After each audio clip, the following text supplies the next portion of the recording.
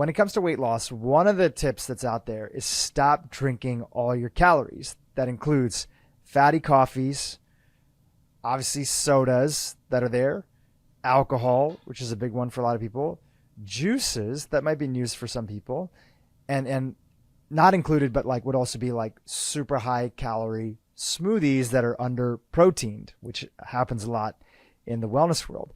And then you wrote, eliminate these and see the weight start to drop off. What is it about these liquid calories that you want people to understand and know about?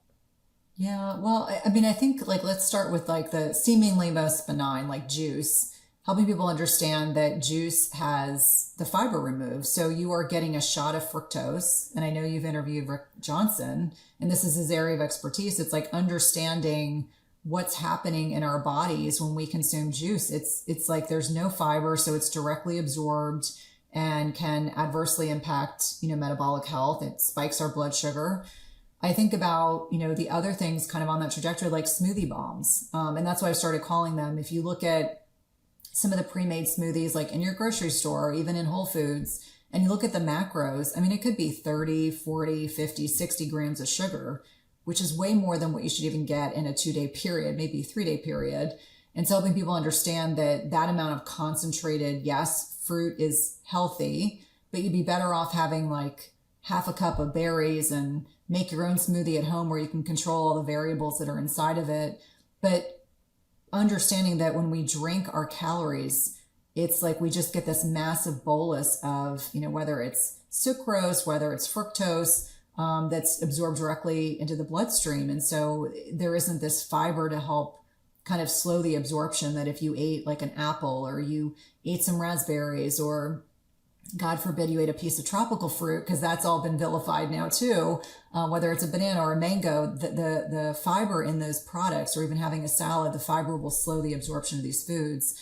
And I think when we go along the continuum of looking at alcohol, obviously very personal decision, but helping people understand that our body will prioritize alcohol as a toxin. And so if we're eating on an empty or drinking on an empty stomach or eating with a meal, our body in many ways will kind of shuttle our meal into fat storage while it's trying to process this toxin. So I think a lot of people, when they're drinking, whether it's a smoothie, whether it's an alcoholic beverage, whether it's juice, it just doesn't register because it doesn't fill them up. Whereas if we eat a steak, it's gonna push those stretch receptors in our stomach.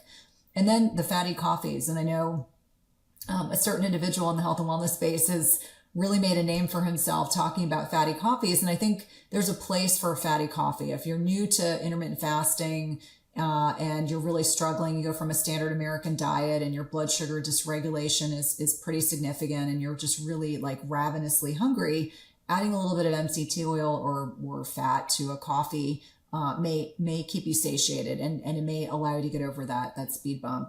But I think a lot of people forget that if you're putting half a stick of butter or, half a container of cream in your coffee, I mean, there's still calories in the fat. I mean, and fat is much more nutrient dense. Looking at protein and carbohydrates, which are 4 calories per gram versus fat, which is 9 calories per gram, helping people understand like fat still has calories. And yes, the grass-fed butter and the, raw cream, I mean, yes, that's a healthier option than some other things, but it still has calories. It's not like it has no calories.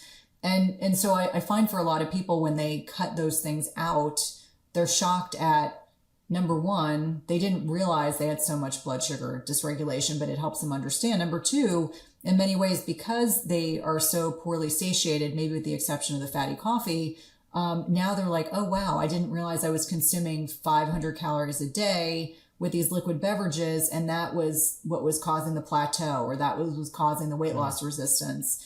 And so helping people understand that drinking calories is sometimes can be problematic, especially if you're dealing with a plateau or dealing with some degree of weight loss resistance, because it just doesn't register. And I think for so many of us, that's why, like I was saying earlier, if I have a protein shake versus a steak, you better believe I have the steak, I'm full. Like I have the protein shake, I might go looking in the pantry if I'm bored. I just won't have the same degree of satiety. And that is a byproduct of the fact I'm consuming a liquid versus chewing something, which sends different physiologic, communication to my digestive system. than if I just sit down with a steak and have some steak and some vegetables. And so I think it's helpful for people to just be reminded. It's not to say like, don't ever enjoy a fatty coffee, or don't ever enjoy that glass of wine because you're celebrating. That's not what I'm saying. But if you're weight loss resistant, you're in a plateau, you're feeling fluffy, perhaps cut those things out and see how you feel. And it could be that simple. And that to me is such an important lesson to understand, that, you know, this is why sometimes tracking our food, although not sexy and generally not what most individuals want to do, it can make us aware. Like, did you eat half a sandwich off your kid's plate? Did you drink half of their juice? Did you forget that you had that fatty coffee because you were hungry in the morning, you didn't have time to like make food? That may build some awareness to help you understand like how your habits are contributing to the results that you are trying to look for, or the results you're frustrated with. So powerful. I think especially for a lot of people when it comes to the topic of protein that you've talked about so much, even in this interview, is that without tracking, it's actually very hard to know even how much protein you're getting. And so typically for a lot of people that might be getting a food scale and just using, you know, a free app or typing into Google and getting a rough idea of like, okay, if I'm going to have this much chicken breast, how much protein is that? And also your other example in the context of especially, you know, moms who are so busy all day long and they just start even trying to fight for a few minutes to themselves. They might be grazing throughout the day, eating a little bit of food left over from their kids, this chicken nugget, this juice in your examples. Also looking at how much other macros might be coming along with it. So some folks on the podcast have come on recently and they've talked about the power of it, not forever, but at least for a period of time, taking some of the consistent meals that you eat on a regular basis and just getting a rough idea, whether it's through a food scale or scanning a barcode or some idea of what your actual nutritional content is. Is that something that you've done before? It kind of sounds like maybe, and to this date now that you've gotten a little bit better at it, is tracking your protein something that you still do on a daily basis? That's such a great question. Certainly in the beginning, I definitely tracked my protein because I was not aware of how much I was under eating. And by this, I mean like, you know, I think we're conditioned to eat small portions of protein. So I was easily eating way under. Like I was probably eating 60 a day. And when I realized I needed to be eating 100, 110 grams a day, I was like, holy cow. So for me, there was an intermittent period of time that I tracked. And now I know, like I know how much protein I have in a certain size steak. I know how much protein I have in half a pound of shrimp. I mean, those things I can now I can navigate very easily. And when I go to restaurants, I actually will ask. I'm the person that says, how many ounces is the chicken? And I'm not the least bit embarrassed to ask for a second protein portion. And actually my kids do that and it embarrasses my husband so much. I'm like, but they've learned. They know for the size that they are and for where the trajectory of where they're going, this is the amount of protein they need to consume on a daily basis. So one of my kids put away 1.5 pounds of ground bison the other day for lunch. And I was just like, I don't know how you just did that. I was like, my mind is blown. And that was effortless for him. So getting back to your original question, I think you can't measure what you don't track. So I think that awareness is very important. Even if it's just say I'm doing this for a week, 2 weeks, 3 weeks, etc. I think secondary to that, I don't like tracking. I don't like tracking my food. I think it's tedious. But when I've needed to do it, I have willingly done it as a way to kind of check, am I within a frame of reason for what my goals are. And so for me, I think that every individual has to decide. I think some people end up tracking in perpetuity and they love it. And I'm like, if you love it and you're not obsessive about it, that's great. But if it becomes something that you don't like, you loathe, it causes you angst, then it's probably not something you want to perpetuate forever. But I do find for a lot of individuals, it's helpful. I even had my husband track this year because I was convinced he was not eating enough protein. And so he tracked for 2 weeks. And we were both surprised to see that his protein, he was eating more protein than I realized, which I was happy to see. But I think for a lot of individuals, it's a good check-in. Maybe you do that for a week every quarter, or maybe you do it a couple times a year, but it doesn't have to be forever. I think over time, you will be able to visually determine how much protein's on your plate and know whether or not you need to add or you need to, never subtract, but maybe add. Yeah. I think that's a great recommendation, that if you've never done it before, just try it for a little bit. And just to get a baseline on some of the key meals that you're having. I know for me, when I started tracking my protein about a year ago, when I started working out with this group here in Los Angeles that I've mentioned on the podcast before, I saw that for myself, especially growing up vegetarian, being like a skinny Indian vegetarian kid, and then now only starting to eat meat, and then having been vegan for like 7 years. And then I started eating meat. Not that you can't get vegetable sources of protein. There's people that are out there that talk about that. Starting to eat meat at the age of around 26 years old. And then even then, I was definitely prioritizing more fat in my diet, kind of like not following a strict keto, but being influenced by a lot more of sort of the higher fat approach that a lot of people were doing in wellness. I just naturally would get so full on fat that I didn't realize how under I was eating on protein. And then as I started to set certain goals of adding, a pound of muscle mass, each month, and striving for that, and strength training and working out, I saw that if I didn't track on a regular basis, it was so easy for me to undereat just because I had my old habits that were there before. And obviously I'm not like most people who are trying to lose weight. I'm trying to add lean muscle mass. So tracking was a helpful part of it. Now I got a much better sense. Now I can look at the stuff that I was eating before, like the Greek yogurt and protein powder, and know that I need a little bit of this, a little bit of that to hit the goals. But even me, somebody who is not qualified like you in this space, but interviews people all day, even I was under eating on protein. So that was a big wake up call for me. So try it once. My guess is my audience, I'd love to ask this to you, probably only, I would say less than 8% of my audience, just made up number, has ever tracked at any point in time in their life. If you would guess for your audience, what would you say it was? Like at least for a week to 2 weeks, how much percentage of your audience have ever tracked? I would probably guess 25 to 30%. That's probably okay. Just because my you've been guess. talking about it for a while. Yeah. Yeah. And I think, and I'm also very transparent. I will say to people that I don't like tracking, but I do find for some of my female patients, it's super helpful for them to track because it allows them to have a visual representation of what they're doing. And I'm like, listen, we're not doing this forever. It's like, let's track for a week. And then sometimes they're completely astounded, like, oh, I didn't realize I was having, half a candy bar. And then I was having a serving of chips. And then I had, a couple beers after. And so these things kind of add up. And so I always say, listen, like there's no judgment. And actually it's more helpful for me for people to be totally transparent about whatever it is they're eating. I'm like, don't tell me what you think I want to see. Show me what you're really doing, because then it allows me to help you the most. And there's no judgment. I'm like, I have a thing for dark chocolate. I mean, I'll say that's like my one vice that's left, which is both sad and crazy. But, for me, like I'm a dark chocolate aficionado. Like they'll have to pry that from my cold, dark hands. I'm not giving that up. I've given up too many other things.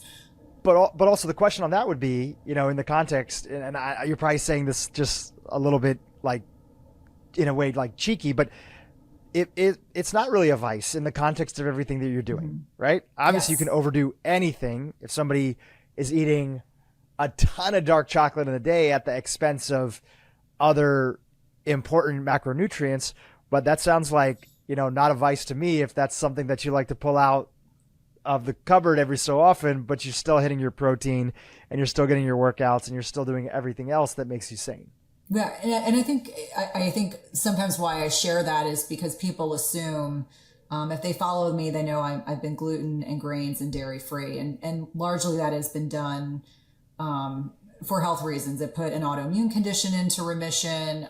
For me, dairy was, as sad as this is to say, I grew up Italian, and like cheese is a big thing. But for me, even the small amounts of cheese and like dairy I was eating really inflamed my body. And so, I had to dump that in perimenopause too.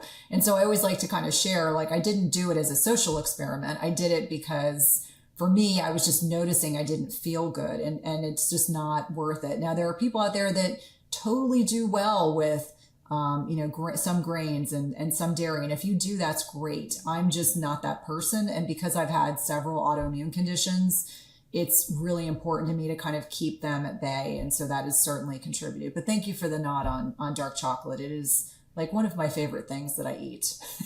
But you're right, in the context of getting my protein needs met, and then I will have some dark chocolate with my dinner. I love it. I love dark chocolate too. Pretty much everybody has a sweet tooth. I don't eat a lot of sweets, but I love sweets like dark chocolate. Cynthia, anything else, that you feel that is important on this topic of body composition, weight loss, and then even a little bit of weight loss resistance that people might having? I think one of the things that I'm trying to do with this series that we're having on the podcast is that it's very easy to say in all aspects of life. I hear it a lot in business, which is an area that I have a lot more expertise on. Friends will tell me, oh, I've tried everything to get this kind of business going. And it's like, when you get into it, you're like, well, you have tried a lot, and we don't want to discount that, but that doesn't mean that you've tried everything. And often it's the fundamentals that need to be looked at. Well, have you talked to your customers about why they are liking or not liking your product that's there? What is the basic feedback that's there? Are you only relying on paid ads, or do you have natural marketing that comes? Are you putting out free education? Whatever it might be. And I think a similar thing applies to health, that it's easy to say that we've tried everything. And there are people that have tried a lot. And there are, especially in the world of functional medicine, more complicated things to look at. But I did want to make sure that we got a chance to double down on the basics. Many of the basics that you talk about and some of your colleagues talk about: sleep, protein, exercise. You've mentioned many of them. And then, okay, if you have those on lock, let's get a little fancier here with some of the things that are more sophisticated. I think for a long time, I was seeing people in our space here in wellness jump to immediately the more sophisticated stuff. Like, oh, is it toxins? Is it heavy metals? Is it this thing? Do I have mold issue? Is that why I can't lose weight? And that I've seen situations like that. Is that the vast majority of people? Probably not. So let's make sure we never ignore the basics and the fundamentals before we go to that. So just from your standpoint and your view, anything else that you feel in either one of those categories that is underrated when it's the conversation of body composition and weight loss? Oh, such a good question, Drew. And I agree with you wholeheartedly. The foundational principles are where we all have to start from. And then if we're still not seeing the results, there are other things to think about. So I think a great deal about hormones, and in particular, testosterone. So there's no FDA approved testosterone for women. So more often than not, it has to be compounded. And obviously, depending on where women are in perimenopause or menopause, you kind of start with progesterone and estradiol, and there's lots of different ways to go about replacing those. But about 25% of women, even in menopause, are still able to produce enough testosterone. So the rest of us, the 3/4 of the rest of women, do oftentimes benefit from testosterone replacement. And I think for many women, we like to blame the body composition changes on other hormones, but I think testosterone in particular is an unsung hero. And so a lot of the body composition changes that women in particular don't like to see in men as well is low testosterone. And so I think testosterone is something to definitely test, looking at free and total testosterone levels, ensuring that someone doesn't have insulin resistance, ensuring that it's not a byproduct of a lot of exposure to estrogen mimicking chemicals that can kind of offset hormone receptor sites. So I think testosterone is one. I would say the other thing that we didn't really touch on, and I just want to reiterate, and the Dr. Sarah Gottfried kind of put this on my radar, so I want to give her full credit, the role of trauma and weight loss resistance, and helping people understand that having those high ACE scores as a young person, and you can get the adverse childhood events, you can score that online. If you have a high score, you're at greater risk for autoimmune conditions. You're also at greater risk for weight loss resistance, and understanding the interrelationship of that overactivated sympathetic system. So chronically elevated cortisol can absolutely contribute to weight loss resistance. And so those are two things that I think they're being talked about, but perhaps not enough.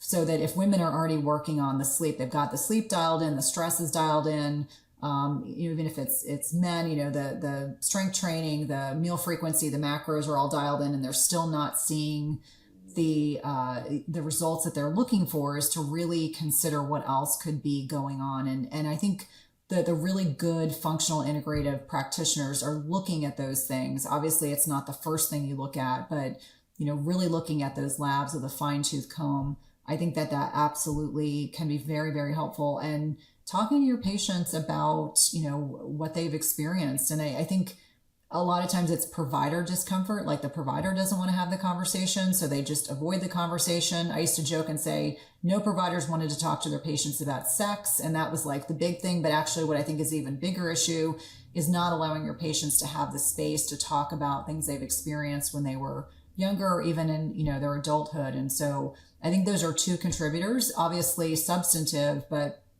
I'm not per se like looking at the gadgets. But I think that there are definitely things that, most listeners, male and female, can certainly benefit from exploring if that would be applicable for them.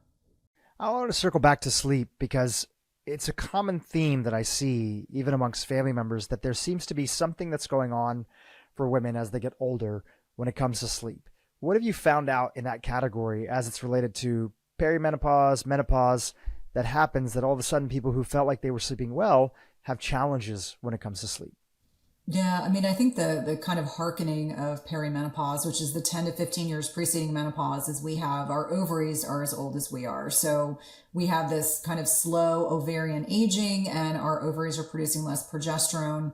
Progesterone is this wonderful hormone that, helps manage anxiety and depression and helps with sleep, upregulates a neurotransmitter called GABA. And when we are starting to have faltering levels of progesterone, it may show up initially for women in sleep issues. They may have trouble staying asleep. They may have trouble falling asleep. They may feel more anxious. They may feel more depressed. There's a lot of research to show this is when a lot of women get put on antidepressants, when they actually don't need the antidepressant. They just need some progesterone therapy. And sometimes just the week preceding their menstrual cycle, a little bit of oral progesterone can work wonders. Obviously, that's a starting point, and this is when a lot of the constellation of symptoms of perimenopause really get magnified. This relative estrogen dominance, so heavy cycles, weight loss resistance, etc., can become problematic. I think on top of that is we become less stress resilient in perimenopause, and so what we could weather in our 20s and 30s, we are not weathering as well. And this doesn't mean that we ourselves are deficient. It's just a byproduct of this hormonal changes that are occurring. So if we are dealing with perimenopause, we're also dealing with a degree of andropause and thyroid pause. And so the adrenal pause, the adrenal glands start going through this stressful time period. And as our ovaries are producing less progesterone, our adrenal glands kind of step in as a backup quarterback, but it puts a lot of extra stress on the adrenals. And so understanding it's almost like we have our foot on the accelerator all the time. And the net impact of having elevated cortisol is that it elevates our blood sugar, and then it elevates our insulin levels. And so it becomes this kind of chronic issues of sometimes falling asleep, staying asleep, which can be a combination of different things. I find for a lot of women, especially women that are experiencing hot flashes or night sweats, which are not fun if anyone's ever experienced them, not fun to wake up and feel like you've sweated through all of your clothing, is really, if you look at the research, is really a byproduct of blood sugar dysregulation. So that's the first thing we start working on, is let's make sure we're putting our meals together properly. We're not eating too close to bed. We're not eating the wrong foods before we go to bed. And that's typically where it stems from. But I think a lot of women suffer needlessly. I had a woman the other day, a new patient, 10 years into menopause, who's a nurse. So obviously a very smart woman. And she said her practitioner basically had put her on Ambien, and had basically said, this is just the way things are. Same kind of rhetoric I had heard. But unfortunately, this woman was left to suffer. So for like 10 years, she had not had a good night's sleep. I mean, literally for 10 years, had not had a restful night of sleep. And as you can well imagine, detrimental impact to her metabolic health. Her leptin was high, her insulin levels were high. She was weight loss resistant. And it really stemmed from this initial loss of progesterone, because she described it. I was 42, 43, and that's when I started noticing, especially around my menstrual cycle, in that luteal phase, that she just had these really magnified symptoms. So if you're a woman and you're listening, please go to your doctor or your nurse practitioner, and please ask them to see if you would benefit from progesterone as a starting point. For a lot of people, and I jokingly say it's another thing they'd have to pry from my cold, dark hands. Progesterone is a total game changer for sleep. It's absolutely positively not anything I would ever want to give up, but very inexpensive, very easy to take, covered by insurance. Unfortunately, a lot of compounded medications who really get a bad rap, but you can take the plain plain generic progesterone that's like $6 a month. you can definitely get that through your provider's pharmaceuticals very easily.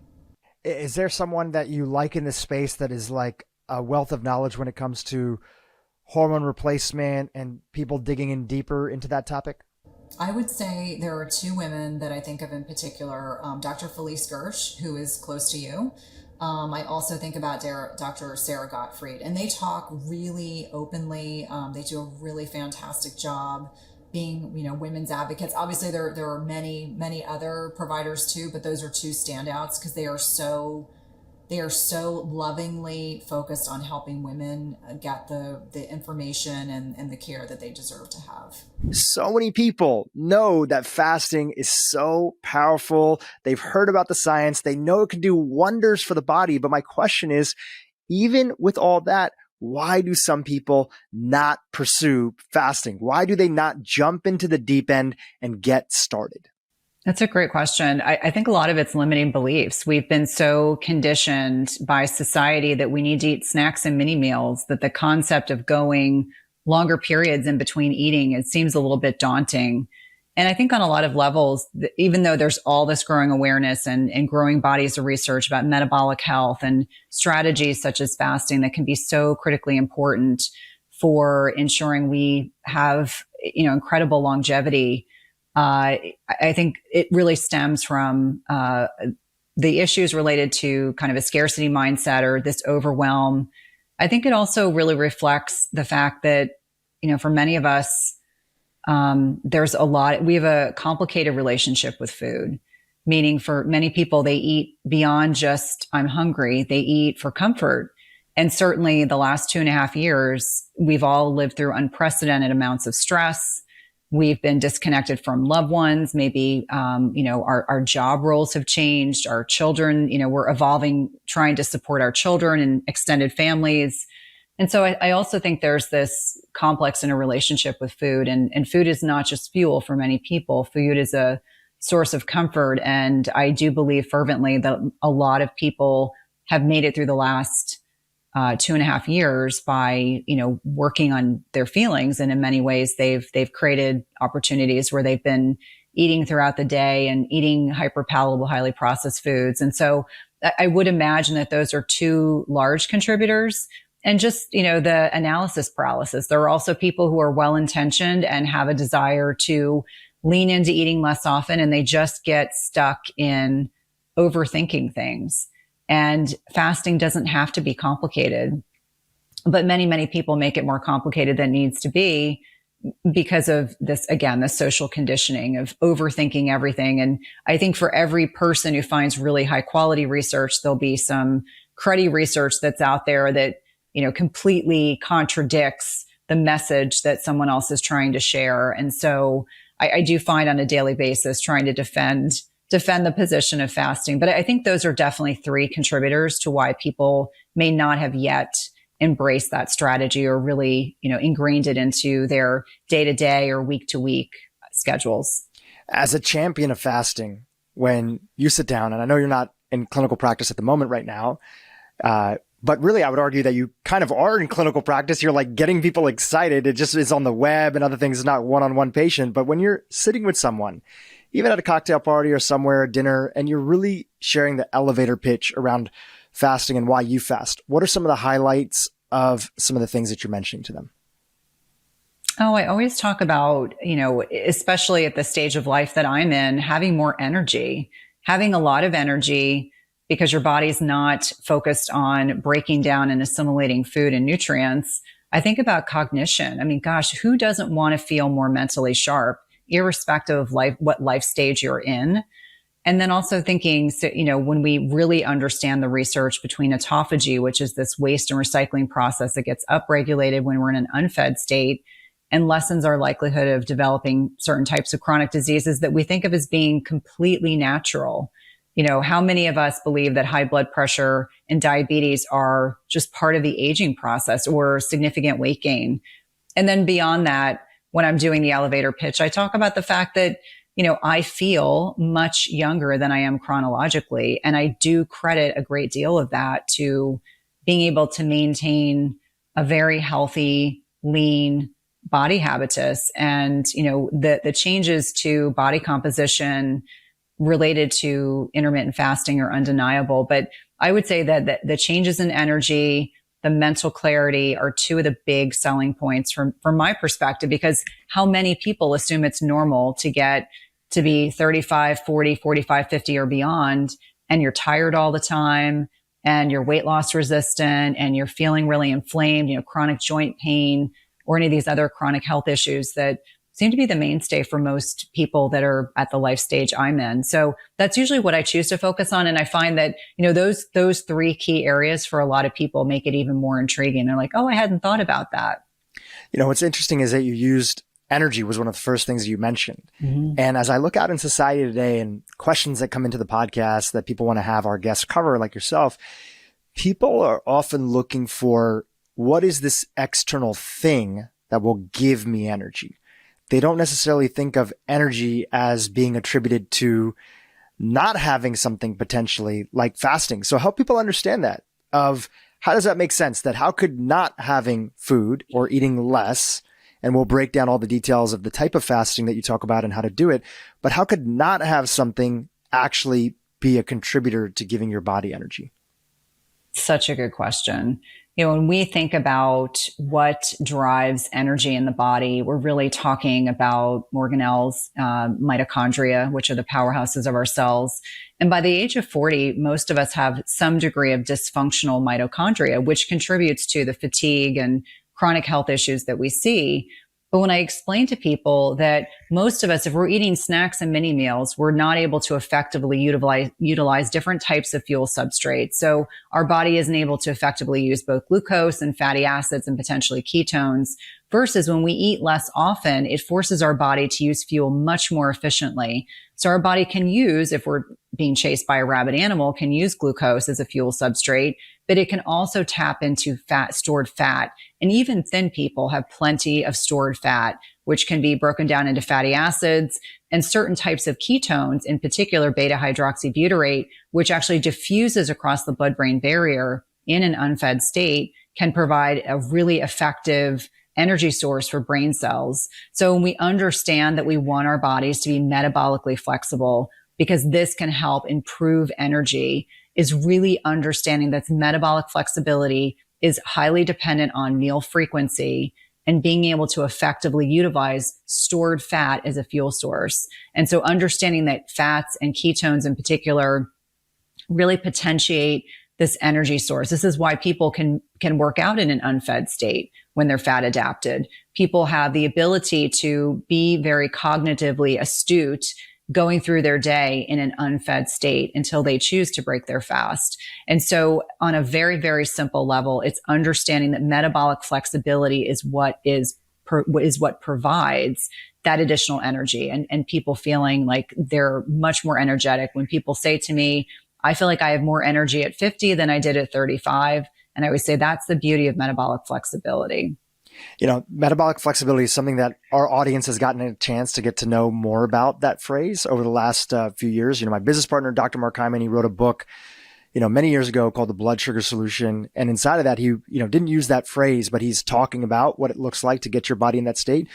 But that phrase specifically, metabolic flexibility, thanks to people like Dr. Casey Means, people like yourself, Ben Bickman, individuals that we've had on the podcast, people are becoming a lot more aware. But still, I would say, just kind of like with fasting, there might be some people that are listening that don't fully understand what that looks like. So let's use a contrast. What are some top signs that you could share?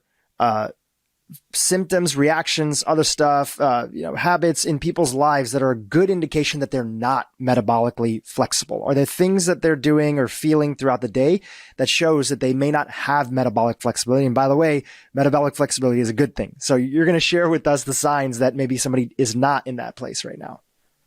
Absolutely. I would think first and foremost, when you eat a meal and you get hungry 1 to 2 hours later, that's a sign that you're either not fueling your body effectively or you're not particularly fuel efficient. I also think about the people that get hangry. So they're hungry, but they're getting grumpy, kind of like a toddler. I could also make the argument kind of like a teenager, because I have a few of those in my house as well. But those hangry episodes are a sign that your body is not effectively utilizing fats as a stored form of fuel. People that have stubborn weight loss resistance because their body is not metabolically well adapted. The people that say to me, I'm doing all the right things and I can't lose weight, more often than not, it's because their body is stuck, whether it's leptin or insulin resistance. And I'm sure we'll probably touch on some of these things. That can be a major contributor. I also think about, people that can't go more than 2 to 3 hours in between a meal. And it's because they're utilizing that fast, quick source of glucose or carbohydrates for fuel, and they're not able to tap into the fats. And so those are some of the key, most common things that I see. But it's also that fatigue. If you eat a meal and you're really tired after eating, that's not normal. That is a sign that either you didn't put your macros, your protein, fat, and carbohydrates together, but could also be a sign of not being metabolically flexible. And unfortunately, I think in our society, we think it's normal to get tired after eating a meal or to feel like we've eaten a good sized meal and we want to continue eating. It's almost like those satiation cues are off. Which is super common to see some degree of leptin resistance. But if you keep wanting to eat after eating a good sized meal, that can also be a sign that you're not in a position where you're metabolically optimized. And having your training and background as a nurse practitioner, can you share with us, just for the people that are following along, what might be some biomarkers that are also an indication where you can see it in your blood work that you haven't stepped into metabolic flexibility? I would say first and foremost, a fasting insulin. I think it's the first biomarker that becomes dysregulated in some degree of insulin resistance way before fasting glucose or an A1C. And they do have their place. But I think if we were looking at more fasting insulins, we would be discovering more people who are heading in the wrong direction. I also think about triglycerides and HDL. We know that part of this metabolic syndrome are triglycerides that are greater than 150, HDL if you're a male, less than 45, women if they're less than 55. And what's interesting is every time I would work, and my whole background as an NP is in cardiology, so 16 years working with some very sick patients, and I would look at a triglyceride and it was 500, 300. And I would say, you have a carbohydrate problem. And they would say, no. And I would say, generally the people that have got genetic propensities for high triglycerides, it's exceedingly high, and that puts them at risk for pancreatitis. But that was definitely a barometer which I would use. I would say, okay, we need to clean up the carbohydrates because you're not getting this from eating too much meat. You're not getting this from eating too many vegetables. This is clearly processed carbohydrates, alcohol, etc. Those are three that I think about. I think about high sensitivity CRP. I certainly lean into some of the other biophysical markers. We're looking at fasting glucose, certainly uric acid. I know that Dr. David Perlmutter's really kind of highlighted this area in particular as being a metabolic health marker. How many people have gout? Or my patients in Baltimore used to call it gouch, which I thought was so cute, that really have these issues related to too high uric acid levels. And we're not talking to our patients about the fact that this is a sign that your insulin is way too high. I also think about just having, a blood pressure that's not within a proper range is a sign of some degree of insulin resistance. Those are the ones I tend to focus in on. I mean, obviously you can get with some degree of insulin resistance, you can get changes in your sex hormones. There are other things that go on, but fasting insulin is one that I talk about all the time because it is such an inexpensive test. And far too many allopathic trained providers are not looking at this measure. And I think it's criminal because if we really want to get ahead of metabolic health issues, we have to start doing a better job of monitoring and prevention as opposed to waiting until someone has, documented disease, waiting until they actually have a chronic health issue. Let's be much more preventative. So those are the ones that I typically focus in on. And because you really highlighted fasting insulin as the first one, do you have a range where when somebody, first of all, it's kind of sad, but a lot of people you have to kind of maybe fight a little bit. And I don't mean that in advocate, I guess is the better word, because not always, unless if there's something immediately where you are screened or have a history of diabetes in your family, or you are clearly sort of diabetic or pre-diabetic, you kind of have to push your practitioner to order this lab for you. As you mentioned, it's not expensive, but when people do convince or work with one of these direct lab companies, which it's great that there's more of them that are out there, And let's say that they get their number back. What general range are you thinking about when it comes to fasting and insulin as they start to work towards more optimal numbers? Yeah, I do like to see it between 2 and 5. And more often than not, a women will come to me and they'll say, I've been weight loss resistant for a period of time. I don't understand why this is happening. And all their other values don't look too bad, values labs that they've done through their healthcare professional. And then I'll say, well, let's do a fasting insulin. And their fasting insulin's 20. And I'm like, well, now we understand.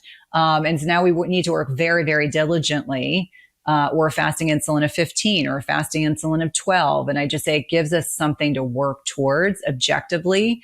And I really congratulate the healthcare practitioners who are now starting to order this test in particular, because we could be monitoring patients for years way ahead and, saying to them, okay, your fasting insulin's been 5 for 5 years and now it's 10. We need to do something differently so that we can lower this, understanding that it is oftentimes a biomarker. And I've had conversations with a lot of physicians who believe it's 5 to 10 years preceding becoming, officially insulin resistant or diabetic. And, given the lack of metabolic flexibility in our general population, this should be something that is monitored several times a year, monitored with, lifestyle changes, et cetera. But I really think that this is an inexpensive way to get a sense. It's like a litmus test, really, to get a sense of where someone is. How much work do we need to do? Do we have to be aggressive? Or can we say, okay, it's a little bit of tweaking, maybe a little bit of fasting, lower carbohydrate. Let's take a walk after dinner or your big meals. Let's focus on sleep, all things that are so important. But yet we're not consistently talking about these things enough. I think, the traditional kind of allopathic model, which I was trained in, many people, they're bucking up against so many changes in the healthcare system that they just don't feel like they have time to do one more thing. It feels onerous and overwhelming. So it's such a profound thing of what you just shared. So I just want to make sure that our audience has those dots connected. So can you firmly connect the dots between if you have an elevated fasting insulin, right, out of that range that you mentioned, and many people are way out of that range that you mentioned, they're in their 15, 20 and above. How does that make it difficult to lose weight? So when your fasting insulin levels are high, your body cannot go in and draw upon fats as a fuel source. So it's almost like there's a lock and key mechanism that has been disrupted. So when as an example, we're in a fasted state and our insulin levels are low, our body can go in and can draw upon those fatty acids and utilize them as a fuel substrate. But if your fasting insulin is high, either because you eat constantly, and let's be frank, we've been telling our patients for years, eat 3 meals a day and snacks, and, eat to stoke your metabolism, and, breakfast is the most important meal of the day. What we're forgetting is that every time we're eating, depending on what we're eating, we can get either a significant blood sugar rise or maybe a minimal one. And important to probably note here that we're going to get a much greater response from blood sugar and insulin secreted to bring that blood sugar back down. If you're eating all carbohydrates, it's very different than eating some protein and healthy fats, which are going to have a more negligible impact on that blood sugar response. So understanding that meal frequency, chronic stress, understanding that if you're getting poor quality sleep, all of these things can mitigate that. But the big takeaway is if your fasting insulin's high, guess what? You are not going to be metabolically flexible. It is hormonally you are hormonally incapable of drawing upon those stored fats as a fuel source. And really important to understand that there are ways we can work around this. There's never been a patient that I've worked with who's had a high insulin that we haven't been able to fix. But more often than not, that knowledge is power. But it's understanding on a fundamental level, fasting insulin needs to be low to be able to utilize it effectively. It's not a bad hormone. It gets a bad rap, unfortunately. We think about insulin resistance and that's all we always say. It's a negative thing. And I always say insulin is a beautiful hormone when it's properly balanced. And all these hormones, it's almost like there's a great symphony. We need to properly balance these hormones. And much of that can be adjusted by simply changing our lifestyle. Yeah, it's so important to remember these things that we feel like we want to demonize play a super important role in the body, even things like plaque, right? And obviously we know the cholesterol story and we've talked about that. What was really interesting, and I know you're familiar with his work and he's been on this podcast before, but Ben Bickman was saying that there are 2 times in our life where our body actually goes into insulin resistance to support us. One of them is And, you mentioned you have teenagers in the house. One is during puberty. Insulin is a major part of helping us rapidly grow, in the case of women, to develop, breast and their hips and everything else. For young men, also just growing rapidly, being a part of that process, that sort of insatiable appetite, which is part of that process of stepping into it. And then the other one, which if I understand correctly, was also when is it when it's a baby is going through it, or is it when a mother's pregnant? Either way, I'll look back up and I'll write that inside of the show notes. Maybe do you know the other time that the body actually purposely goes into insulin resistance? Well, I think it's a very delicate balance, during pregnancy, because you don't want insulin resistance that's then fueling gestational diabetes. Totally. But I being the parent of teenagers, especially male teenagers, I can assure you that anabolic massive growth phase, the amount of food that their bodies can intake in a meal, let alone over the course of 24 hours, is quite impressive.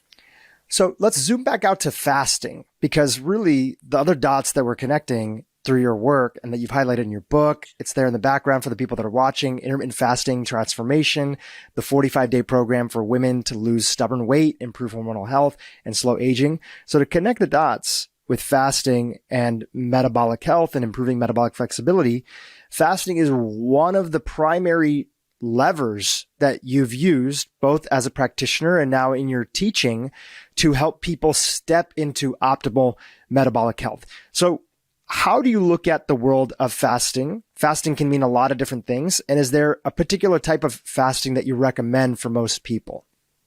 Yeah. I mean, fasting is as simple as saying eat less often. I think it's very triggering for some people to say the word fasting can be very triggering. And so I always say that the beauty of fasting is it's flexible. We don't have to do the same eating and feeding window and fasting window on a daily basis. I do lean into a 16-8 as a good starting point. Obviously, there are lots of variations, but I do find that the average person, when they're new to fasting and we're working our way up to 16 hours fasted with an 8-hour feeding window, is a good starting point. Obviously, there are people that engage and advocate for longer fasts, and people are doing shorter fasts. But for the average person that's listening, that's trying to, wrap their heads around, I'm going to go 16 hours without eating, it's understanding most of that time is spent sleeping. That's the one thing for many people. They don't realize you're actually sleeping, 8, 9, 10 hours a day, or you've stopped eating and you're heading to bed. And it really isn't as arduous as people anticipate it will be. I know that even myself, I had a healthy amount of skepticism at first. And then I started doing it. So really it's eating less often and understanding that feeding and that fasting window are very flexible. So obviously men and menopausal women can fast differently than women that are still getting a menstrual cycle. And that's an area of my work because it hasn't really been focused in on very much in most others, work. But I think that fasting is really as simple as eating less often. And it's not new or novel. That's unfortunately one of those things that the media really wants us to believe, that it's new and novel and it's just like, a fad and a phase. And I have to remind them that it dates back to biblical times. All the major religions have incorporated some degree of fasting into their practices. And so it is not new. It may be new to us because we've been conditioned otherwise by, I want to believe, well-meaning clinicians and probably the media. But our bodies actually are adapted to be able to eat less often. We have trained them otherwise, though. When people hear it, they're often facing against all the marketing advice that they see out there in the world. You hinted at that a little bit earlier, but I think it's just worthwhile touching on for a second. Why are the powers that be, and I don't mean that in a conspiratorial way, I think economics is often the primary driver of things, but why is the powers that be, and how did we get so entrenched in this idea that we have to eat regularly and somehow that will help us have a better metabolism or will help us keep up our metabolism? Yeah, well, the processed food industry is ultimately there to make a profit. And so if you look at the trajectory of the processed food industry over the last 100 years, last 80 years, we went from, as a society, largely eating a substantive breakfast, whether it's bacon and eggs, whether it's leftover steak, whatever it is that we're eating, because people actually needed to have a real hearty breakfast because they weren't going to eat again till lunch, or maybe they didn't eat again till later in the afternoon or evening. And we slowly transitioned to eating a lot of grain products. Obviously, things that are subsidized by the federal government really proliferate in the processed food industry, and grains are a large part of that. And we went from eating, protein and healthy fats to eating a lot of carbohydrate. And so whether it's cereal or granola or sugar sweetened beverages or, the sugar sweetened yogurt that's out there, we've shifted away from being protein focused to being carbohydrate focused. And we went from having a substantive meal and not being hungry for 4 or 5 hours to eating a poultry meal with not a lot of nutritional value, that is not going to keep our blood sugar stable, that is going to, create a degree of potential insulin resistance, and is not going to give us the cognitive ability to be able to focus for hours on end. We're going to get hungry an hour or two later. And this is where I think the notion started, was we started changing the way we were eating. We started eating much more processed foods. And it's interesting. My grandparents, my grandfather was Italian, my grandmother was German. And they used to talk to me quite a bit because food is very important in Italians' lifestyles. And so they would talk to me about what they were watching, from an evolution perspective over the past 50 plus years. And they used to talk about, like, people used to grow gardens and people used to, spend a lot of time making meals. And I think the processed food industry stepped in after World War II and really started to convince people, like, oh, if you buy these products, they're going to help you stay out of the kitchen. You're not going to have to spend as much time. People started getting disconnected from the process of cooking. People started feeling dependent on these processed foods to be able to create quote unquote nutritious meals for their families. So I think there's many things that changed that contributed to this. But when I think about the processed food industry as a whole, they've introduced products to make our lives easier. But in essence, these same products have made us less healthy. So we're convinced we don't know how to cook. We're convinced that meals should be prepared in 5 minutes. We've convinced ourselves that we should eat on the go, all these convenience foods. Think about it when you travel, go to an airport, there's very rarely, at least where I seem to go through, there aren't always healthy options while you're traveling. And so when I think about all the things that have contributed to this mindset that we've gotten disconnected from the way our bodies are designed to, fervently thrive. And instead we are focused on quick fixes, believing that, the limiting beliefs that we don't need to be cooking, or that these things are going to be healthier than what we could create in our own home. And we're kind of heading down a path where young people don't know how to cook, and they're convinced that they want to go through the fast food line because that's going to be more convenient. But more often than not, the processed foods that they're consuming are contributing to insulin resistance and poor metabolic health. I posted something on social media the other day about Chick-fil-A. And it was showing what the ingredients were in the bun and the chicken and the seasonings. And most of it was seed oils, and a lot of, hydrogenated products that no one should be eating. And people are understanding now that oftentimes when you're consuming these hyper palatable foods, you want more and more and more, because it dysregulates these key, hormonal mechanisms in the body that remind us we're full, as opposed to sitting down and having a steak and maybe you have some broccoli, and then maybe you're having something else with your meal and you feel full and satiated because your body can recognize what those macronutrients are. So I think many things have contributed to this. Certainly I always say that if you start your day with, processed carbs, you're definitely not setting yourself up in the right foot or the right frame of mind to be able to get through your day and have enough energy, and feel like you're going to be able to tackle whatever the day throws at you. What I love about your message and how you break things down is, number one, you're a great storyteller, and I just want to acknowledge you for that. You really help people kind of connect the dots and see what was happening in the past versus now. Another thing that you do that I think is very needed in today's world of health and wellness is that you hear a few different things when it comes to this topic of, you were just chatting about breakfast, right? So on one side, let's call it the traditional TV advertising, the old model. It's like breakfast is the most important meal of the day. And within that context, it's, you need to have your cereal, you need to have your donut, bagel, whatever. They just looking at it from a standpoint of calories in, calories out, get that external energy that's there, right? Then you have another side of, let's call it, some of the health trends that we've been seeing where people are like, skip breakfast. It's completely unnecessary. Just fast and go right into whatever you need to do for the day. And, there's no reason to have that component, which, okay, there might be a lot of individuality and sometimes that works great for individuals, especially when they've tapped into metabolic flexibility.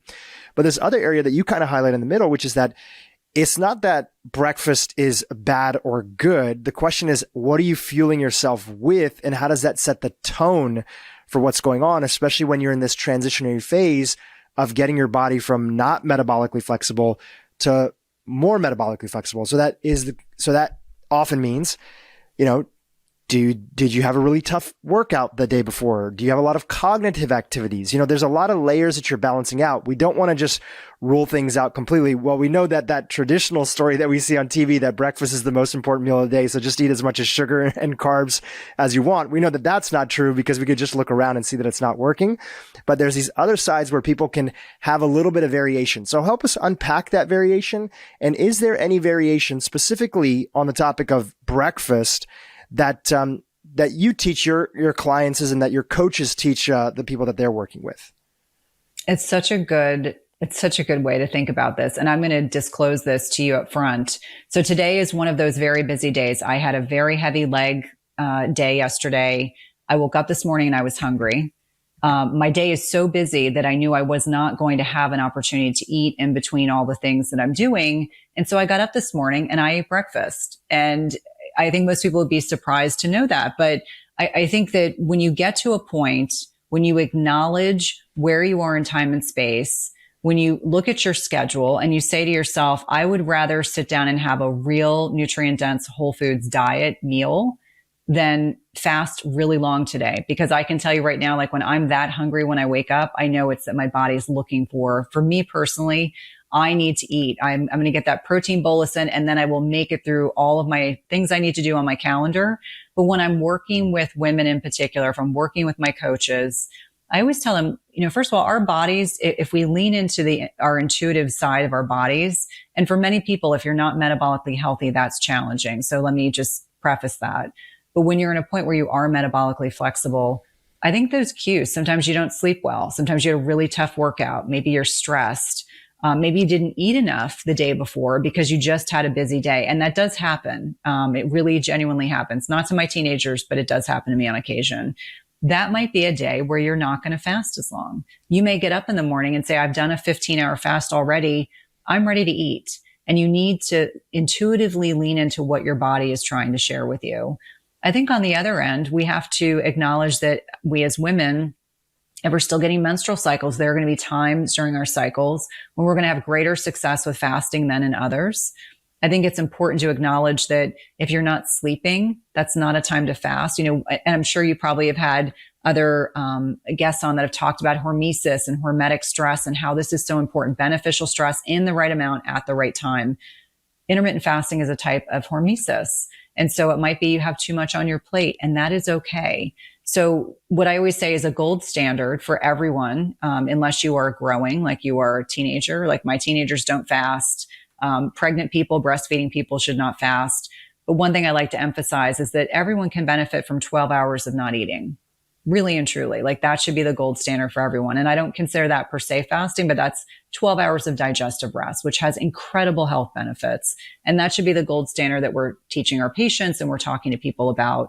So when I talk about fasting and really leaning into bio-individuality, it's asking yourself all of those questions: sleep, stress, life circumstances, where you are in your menstrual cycle, where you are in life stage, and understanding it is okay to adjust. We don't have to be rigid. That's one thing about fasting that I always like to emphasize is how important it is to not be rigid. One of the key proponents of fasting from my perspective is flexibility. So you may fast 5 days out of the week and say on the weekends, I don't want to fast, and that's okay. Or you may fast 2 weeks out of your menstrual cycle and say, I don't want to fast the last 2 weeks of my menstrual cycle. Or a male could say, I don't want to fast on the days I'm lifting really heavy. And that's okay. But I think the gold standard should really be, can you get enough protein into your feeding window? Where are you life stage? And what is your lifestyle like at that given point in time? All of those things can really impact the success that you embrace with fasting. We need to change the narrative that weight gain is normal with aging. That doesn't have to be your truth. Tell us, why did you tweet that out and what did you mean by it? Oh gosh. Well, the true honest answer is that probably 8 years ago, a physician looked at me and said, Cynthia, you shouldn't be concerned about this 5 or 10 pound weight gain. This is just a normal function of aging. And I looked at her defiantly and said, no, it is not. And I said, there is absolutely no reason why we have to share that message in a way that is kind of demeaning. And so for me, I internalized that message and I said, I'm going to figure out why I've gained weight because I'm not doing anything differently. And so that sent me down this journey of understanding what is going on physiologically in our bodies as we're getting older. And what are the things we can do strategies wise that can help reverse that or lessen the likelihood that we are going to gain adipose tissue or fat tissue? Because let's be clear, I don't care if you're a male or a female, no one likes gaining fat. I mean, let's be honest, that fluffy, we call it fluff, within my practice, women will call it fluff, helping people understand that if we are dialing on lifestyle very, kind of consistently, there are absolutely ways that we can help reverse, the weight loss resistance or the struggling that people are experiencing. And we can help change the narrative. Like I can think of 20 or 30 men and women that are older than me in the health and wellness space that still look amazing and obviously we're one of, hundreds that are, or thousands that are like this. But helping people understand we don't have to subscribe to these limiting beliefs. That's really what it comes down to, is that if we embrace and perpetuate these limiting beliefs, then we're not setting the example for younger generations. Like my kids are teenagers and they'll say to us, we acknowledge you and dad, don't per se look like the average people in your early 50s, but we want you to be examples to other people. And I always say, I talk very openly about my age because I want other women to understand what is possible, that you don't have to throw in the towel. You don't have to accept your doctor. And I don't want to throw physicians under the bus, but you don't have to expect, you have to allow for your healthcare practitioner to look at you and just say, this is just the way things are. You should just expect to gain 10, 15, 20 pounds. Because if you look at the research, it is not at all uncommon for us to gain weight as we get older. And that's largely a byproduct of the things that are changing physiologically in our bodies. And so if we can ensure that we are doing, it could be as simple as eating less often, making sure you're strength training, getting the right types of sleep, etc. Those things can make a huge, enormous difference. And yes, some of these things are not sexy. I'm not like giving you a magic pill that's going to make all these things happen. But I find for a lot of people that are in a position where they really want to prioritize their health at this point in their lives, maybe they didn't as much in their 20s and 30s. There's a lot that we take for granted, right? Let's be completely honest. I was one of those people that took a lot for granted until I hit that wall and heard that message from my well-meaning GYN. I have to believe she was well-meaning, but I was not willing to embrace that limiting belief. I was not willing to let other people have to embrace that limiting belief. And so I think, for so many of us that are in this, in these positions where we can help influence and help people advocate and inspire them and educate them about what's happening in their bodies, it allows them to then make decisions that can permit them to be in a position where they remain metabolically flexible and they remain fit and healthy and they sleep well and they have great interpersonal relationships. They don't have to let, their grandmother's destiny. I think there was a graphic that was showing like the Golden Girls who were, I think that was a big show in the 80s. And it was showing what women look like in their 50s and compared to what women look like in their 50s now. And I was like, you wouldn't even believe they're the same age, because back then women expected. Yeah, I think about my grandmothers who were wonderful, but they got the grandma haircut. They got their hair set once a week. They, used a lot of hairspray. They just looked matronly. And that doesn't have to be a woman's destiny. And it's not that you are trying to behave any differently than you are as an individual. But I think it's that mindset shift that is the first step to the recognition that doesn't have to be your destiny, nor do you have to buy into limiting beliefs. And some of them are perpetuated by healthcare professionals and some of them are perpetuated by society, but it's not something we have to accept. What do you think are some of the misconceptions or misinformation? I don't mean that in the sense that it's being used today, but just the ideas that people have internalized that contribute to some of those beliefs. So if that master belief that your OBGYN was sharing with you, that, hey, it's just normal to gain weight as you get older, don't be worried about it and just do the best that you can. And this is a natural process and it'll just kind of happen every year. what are some of the fundamental assumptions that we have or habits that people have that are mistakenly contributing to that becoming a self-fulfilling prophecy? Oh, I mean, that's such a great question. I would say number one, the way that we choose to exercise, because I think women have been, in particular, have been conditioned that we want this long drawn out cardio. You know, get on that step mill, get on the treadmill, run outside, and don't ever pick up a weight. And I'm the first person to say it should be completely the antithesis of that. More strength training, less long haul cardio. Because once people understand that, you know, north of 40 years old, that chronic kind of low level cardio is, you know, raising your cortisol, which can help break down muscle and can contribute to some of that sarcopenia. So I think number one, it's the way that we view exercise. The other side of that is people assume because they go to a CrossFit class for an hour and they work out intensely, that they can then sit for the other 16 hours of their day, and helping people understand that just general movement, you know, that NEAT, which is the non-exercise thermogenesis, you know, the walking from your car, the walking up and down your stairs, the walking your dog. I mean, all those things are very, very important to help maintain metabolism. I think that, you know, the concept of being told to eat snacks and mini meals. So we've been telling our patients for 20, 30 plus years that we need to eat frequently in order to kind of stoke our metabolism.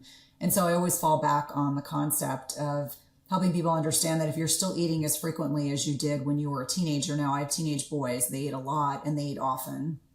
And it's because they're in this massive, you know, anabolic phase in their lives. They're growing, their muscle development is just really accelerated. But once we've stopped growing, we should not need to be eating with tremendous frequency if we're putting our meals together in a way that really focuses in on protein. That's another thing. If we're looking at my plate, and prior to that, it was the food guide pyramid. But if you look at the kind of traditional recommendations to patients, it's eat a lot of heart healthy grains, you know, eat a lot of fake fats, you know, really restrict your animal-based protein. And I think in many ways we've set people up where they are never satiated. And if you're not satiated, you're going to continue to eat. And there's also something that goes on in particular in middle-aged women, that as our estrogen levels are starting to decline, as our follicular stimulating hormones going up. So this is when women are the latter stages of perimenopause and into menopause, we're in this catabolic state. So our bodies are primed and conditioned to continue to break down muscle, and our protein needs go up. And so I always like to interject that middle-aged people need more protein, not less. You know, you go back to what the teenagers need to eat, it's probably about the same in terms of protein intake. So I think that's another contributing factor. I think that there's also, you know, our society is very achievement oriented. And so people think nothing of working and grinding and hustling all day. And even those terms kind of make me cringe, because it really typifies that our culture encourages people to work all the time. So they don't rest, they don't manage their stress, they're certainly not getting enough sleep. If they're chronically stressed out, their cortisol goes up. If their cortisol goes up, so does their glucose. If their blood sugar goes up, then their insulin goes up. And so helping people really understand that our modern day lifestyles are contributing to a lot of the disease and poor metabolic health that we have here in the United States. I mean, those are just three areas. There's obviously a lot more, but I think from my perspective, when we think about the net impact of our lifestyles, our modern day lifestyles are conditioned to have us exposed to bathed in artificial light all day long, which we know has a negative net impact on, it's considered to be a toxin, and it can also suppress the natural production of melatonin. So when we're trying to go to bed and we've been bathed in blue light all day long, that can be detrimental. But the lack of sleep, you know, I'm going to go in and I'm going to work out really hard I'm sorry to pick on CrossFit. I'm just using it as an intense form of exercise. And then I'm going to sit on my butt all day long. And then I'm going to go home and, you know, I've been conditioned to believe that I need to eat this massive rice bowl that has maybe 4 ounces of meat or fish or protein on it. And I've just consumed 2 days worth of carbohydrate in one meal. And so helping people understand that the way that we have conditioned ourselves to eat, overconsume, eat a lot of highly processed, hyperpalatable foods, it definitely does not benefit us from a health perspective. And that's just a couple things. I mean, there's so many different avenues that we could go down on this question, but it's certainly one that on many different levels, I think impacts our ability to be able to kind of reframe our health as we're getting older. One of the things that you're really big on is also the idea that there's a lot of core themes that impact everyone, but how those core themes impact you relates to your own individuality. And just because somebody's prominent issue was their unlock to the weight loss or body composition that they were shooting for, doesn't mean that that's always going to be your component. So can you talk about bio-individuality and how that plays into this? Yeah, I think when we're looking at bio-individuality, it's really speaking to each one of us as individuals. There are obviously similarities, but if I were to take 10 women and I were to talk to them about their childhood, how they grew up, what were they exposed to, did they have good family connections or connections to friends and loved ones? Do they feel loved and supported in their lifestyle? We would get very different answers. And we know, as an example, there's something called adverse childhood events. And I've started talking more and more about this, that for individuals that have experienced a significant amount of trauma, and trauma could be, as Gabor Mate says, it's a wound. It could be getting teased as a child. It doesn't necessarily have to mean that you were physically abused. Trauma is this wound. And we see that women who have high ACE scores are more at risk for autoimmune conditions. They're more at risk for weight loss resistance. And this is based on research. This is not just observational information. This is based on solid research. And so I think about the things that can be contributors to why some people struggle more than others. I think it really stems from our childhood and things we were exposed to all the way through the trajectory of our young adulthood. And so when we talk about bio-individuality, it's looking at, as I said, where did you grow up? What were your relationships like? Did you suffer significant financial hardship? Did you deal with physical or emotional abuse? Did you feel safe? Like something as benign as safety. Like we think of safety, we just take it for granted. But some people don't grow up in those environments. And so it can impact them quite significantly. And then you kind of compounding beyond that, understanding, as an example, like I've started talking more about the use of oral contraceptives. And for full disclosure, I had mild PCOS, and my GYN thought they were going to fix the PCOS by putting me on oral contraceptives. So I spent most of my 20s up until when I got married on oral contraceptives. And we now understand what that does to the gut microbiome. We understand what that does to bone health. We understand what that can do to muscle development.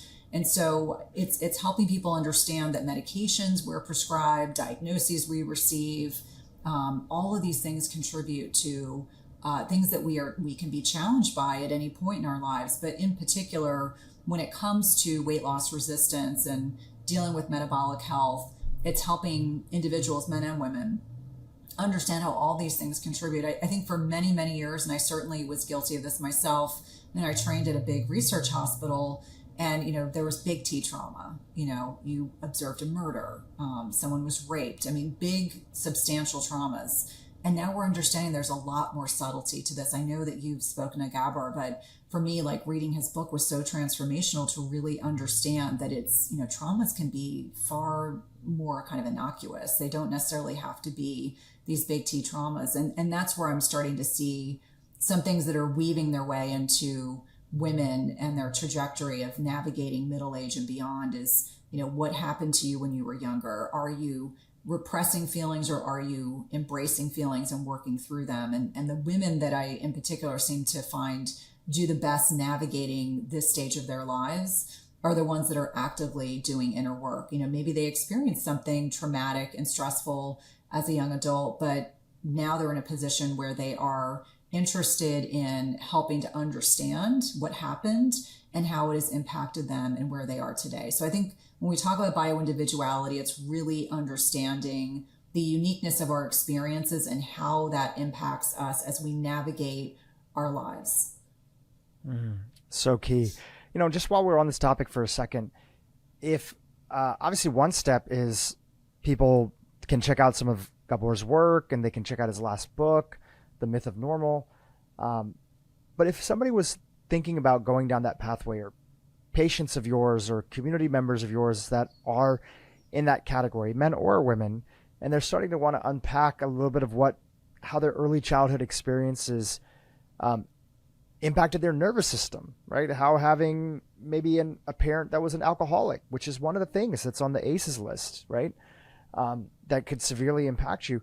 What would be some tools or any additional reading or things that have been helpful for you in addition to the work of Dr. Gabor Mate?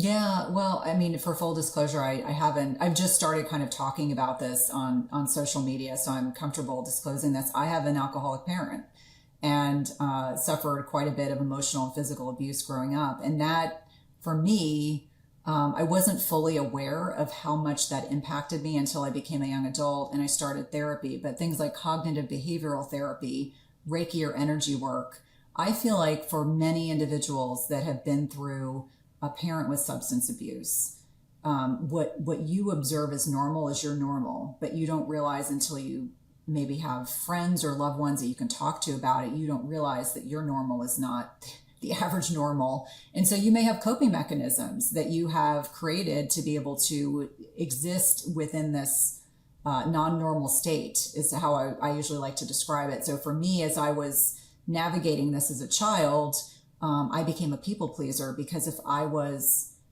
achieving, my parents left me alone. And so that was how I kind of navigated the first probably 20, 30 years of my life. And so I think at first it's an awareness to understand that sometimes your behavior coming out of those circumstances may not be healthy. I think sometimes people recreate what they grew up in. I did not.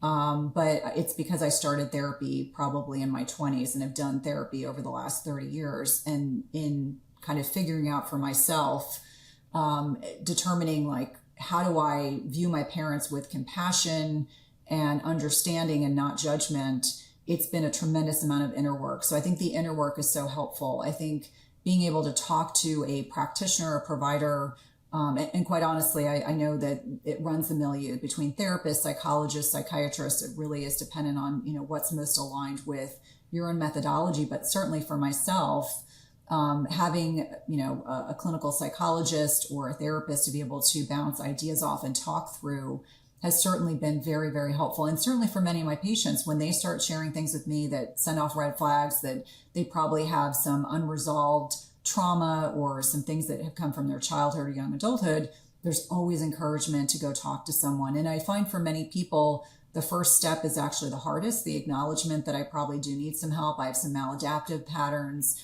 Maybe I want to avoid recreating what you grew up in.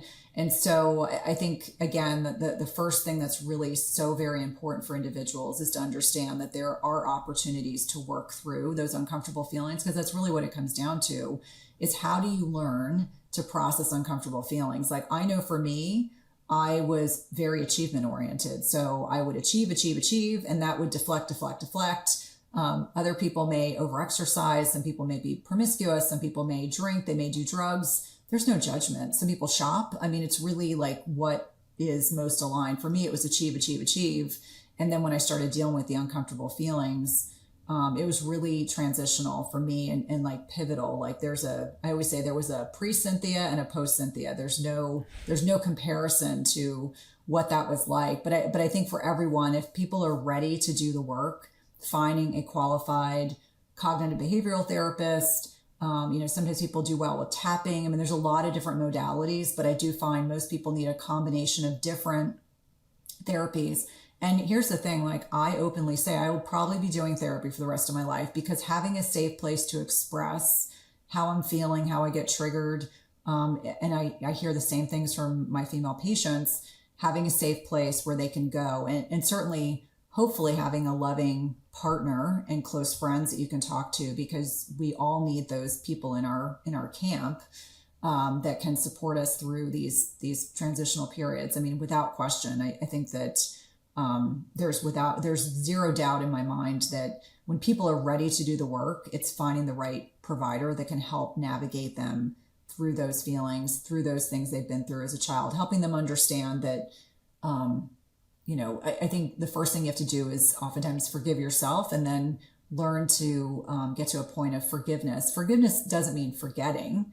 It just means for peace of mind and for your own peace is to get to a position where you can view them with compassion. I mean, that has certainly been my experience, that I view my parents lovingly and compassionately, and that makes all the difference. That's so powerful. You know, one other thing that I want to say on this topic, just because I think so many people will find this valuable, you mentioned something which you said, you know, it's hard to take the first step. And the first step is acknowledging that there's a quote unquote problem, right? And I think what's tough for that is, for a lot of people, the circumstances that might have been extremely tough, is especially in the cases of them having something super difficult that they went through, or even just a really challenging mild experience that was, you know, moving a lot as a kid and constantly having to fit in and being bullied to, you know, an extreme. The things that made our lives tough are often the things that allow, especially in the cases of high achievers, you to become that person that you are today. And you mentioned you're a people pleaser, which is also the reason probably that you're a high achiever. You've done a lot. So it's tough to acknowledge that you have a problem when you are like, but if it wasn't for that, I wouldn't be who I am. And it's actually not that you're saying, you know, just like you're not blaming your parents, you may say, as Gabor said before in this podcast, you can say there's a difference between blame and responsibility. Hey, my parents were responsible for these circumstances, but that doesn't mean that they didn't do the best they could. You know, why was somebody's parents an alcoholic or this or that? They went through their own situation. They found their own coping mechanism. They were trying to deal with it their own way that they know how, but they didn't have access to podcasts and healthy foods and all this stuff, or a loving husband who might have been supportive on your journey. There's a lot of reasons why people become the people that they become, but to understand that they were responsible in that same way, to understand that we also are responsible for our own circumstances. And that doesn't take away from the fact that, you know, hey, you achieved a lot. Okay, beautiful. But you don't have to throw your health or your life under the bus at the sacrifice of achievement. So I'd love for you to connect those dots a little bit for the audience. What was an example, by being a people pleaser, of something that you sacrificed in your life, or something that you did that didn't allow you to pursue something that was a goal of yours in your health or well-being, if you have an example of that? No, I definitely do. I mean, I think on a lot of levels, you know, I became a nurse, and then I became a nurse practitioner, and I worked for this big cardiology practice in Northern Virginia. And probably 3 years into becoming a parent, I became very, I guess I would say, disconnected. I didn't feel as aligned in the allopathic space, and I couldn't quite figure out why. I think having a child with life-threatening food allergies probably clouded my perspective significantly.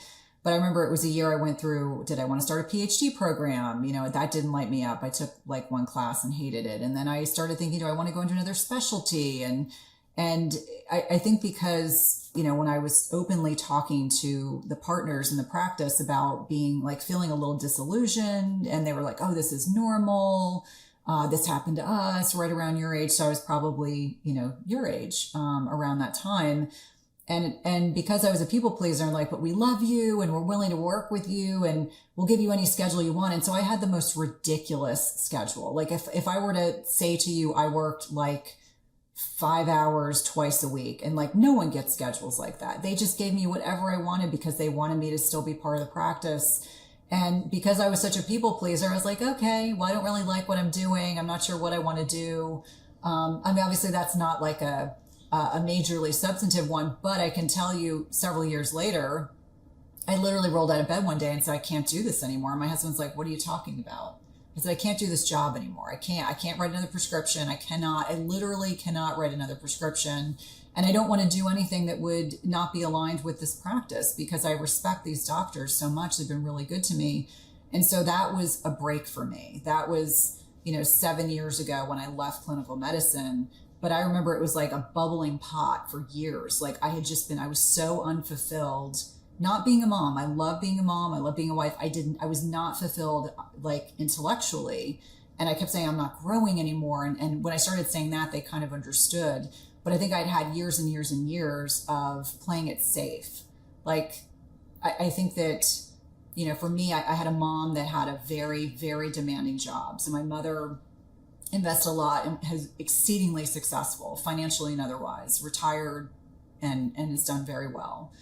And because I had that growing up, I didn't want to become a physician because I knew how much more of a sacrifice it would be having kids. I wanted my kids to know that they were the most important focus at that. Like I wanted them to feel that and to know that.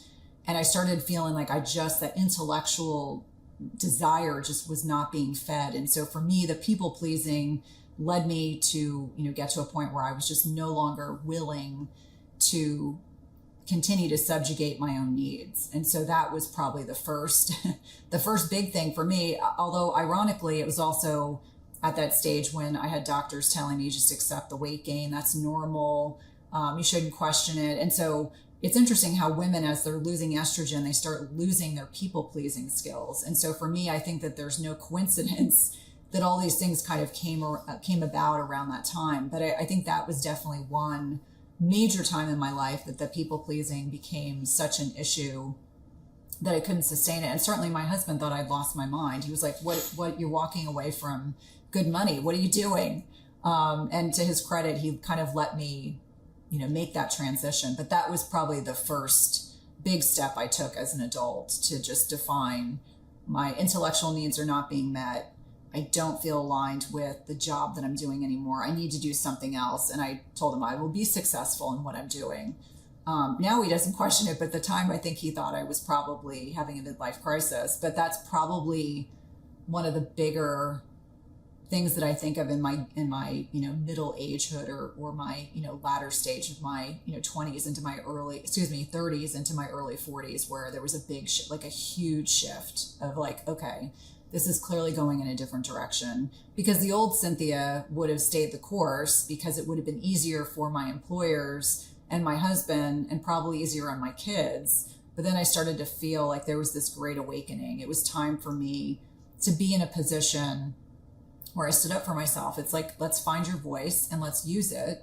And I think for many, many individuals, middle age is when people say, oh, you're having a midlife crisis or one of these other kind of coined terms. And I think for some people, it's really finding your voice. It's like realizing for many years I've done things just to kind of keep the status quo. And now I'm in a position where like, I just can't not express myself. I'm having to do this in order to be fully in alignment with who the person I'm meant to be, and to be able to step up and show up in a very different way. That's powerful.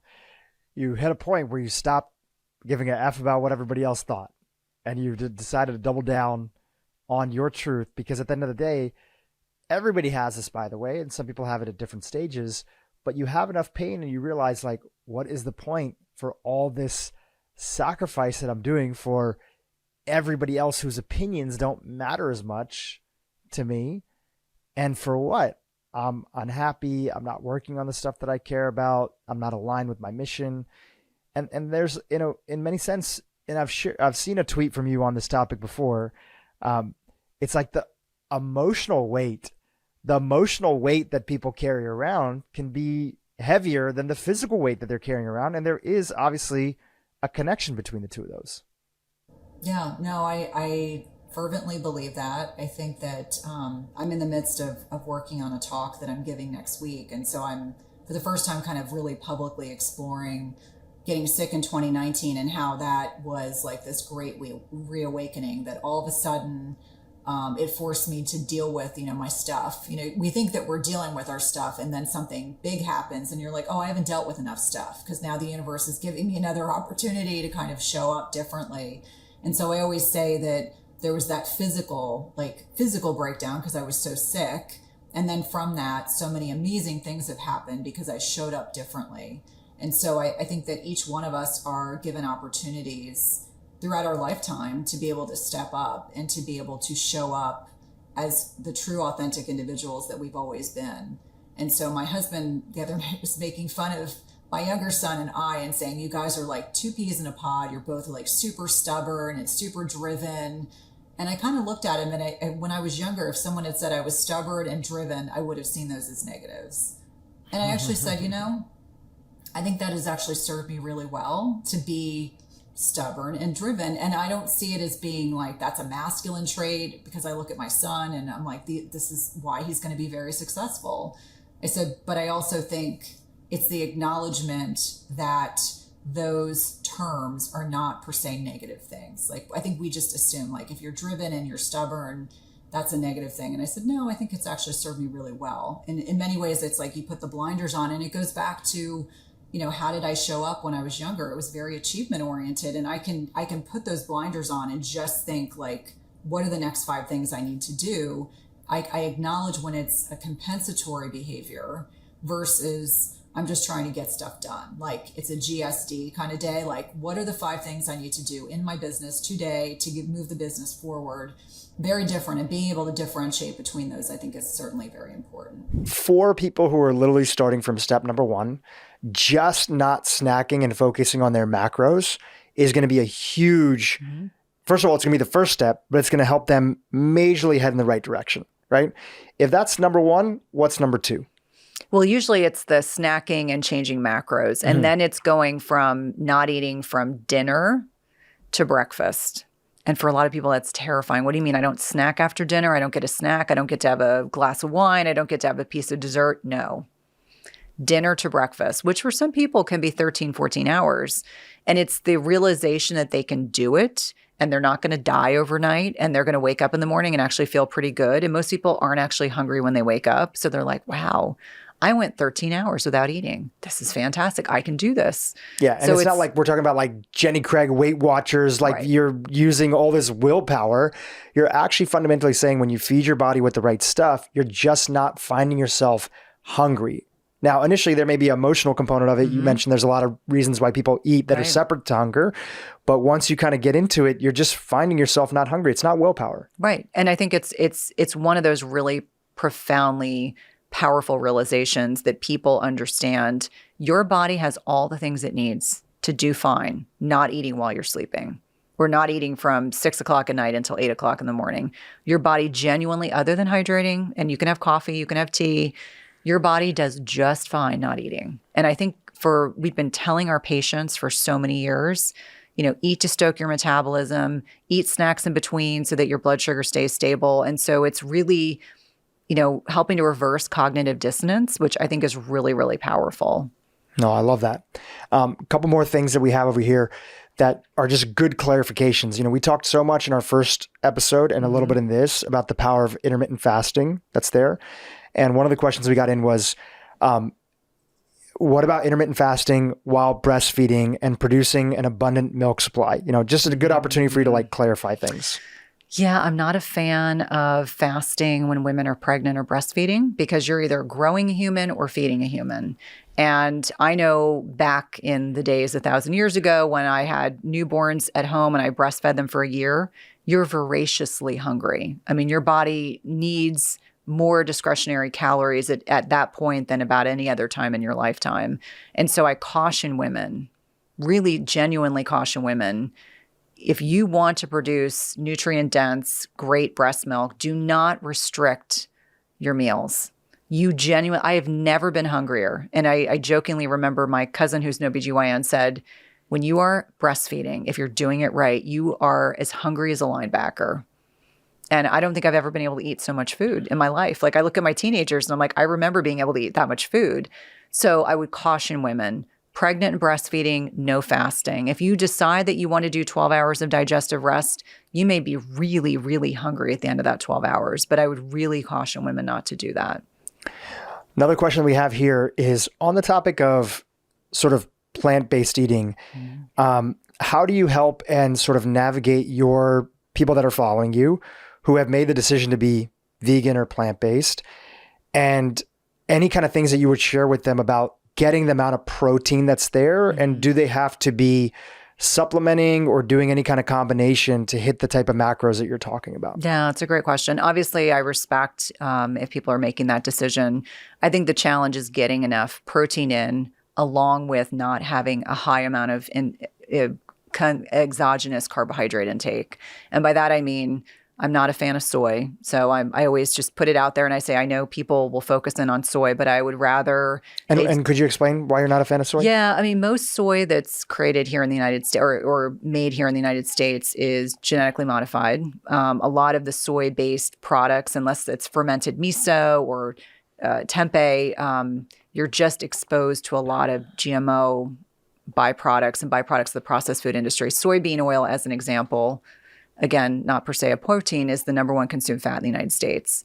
And it's a byproduct of the processed food industry. So I'm generally not a huge fan of soy.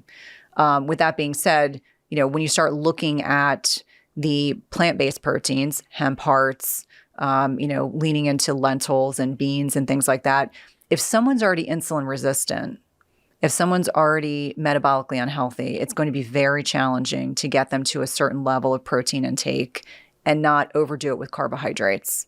Gabrielle Lyon always does a great job talking about if you have an 8-ounce steak versus a certain amount of quinoa, the steak is going to give you the amount of protein you need with no carbohydrates versus to get 6 cups of quinoa, it's going to be an exorbitant amount of carbohydrates at a very reduced amount of protein intake. So I think there's a very delicate balance. I would really encourage people to, work with a nutritionist or a clinician who's savvy to be able to make recommendations. Obviously, I have a couple coaches on my team that are primarily plant-based. They do eat some animal-based protein, but examining, do you eat eggs? Do you eat any dairy? If you're doing those, it can be helpful. I do have some, lacto-ovo vegetarians, and they get a little bit, and obviously with the vegans, it's a little bit more challenging. So really examining, where can you navigate getting sufficient amounts of protein in and not having too many discretionary carbohydrates if you are indeed insulin resistant. What's interesting is you look at the research about needs for vegetarians and vegans. They're generally not getting enough creatine in their diets. And so those in particular are really at risk for not having enough creatine. And creatine monohydrate is one of the most well-researched supplements that's out there. Good, solid research about brain health, muscle health, et cetera. Vegetarians and vegans need about 5 grams a day versus omnivores need about 3 grams a day. So understanding that can be beneficial. Also, looking at some of the B vitamins that can be helpful. But again, working with someone that's going to be able to do some testing to help navigate what's best for you. On the topic of supplementation, you mentioned that one of the ones that you include is melatonin. Mm-hmm. Recently, there's been a bunch of different things that are kind of on the topic of melatonin.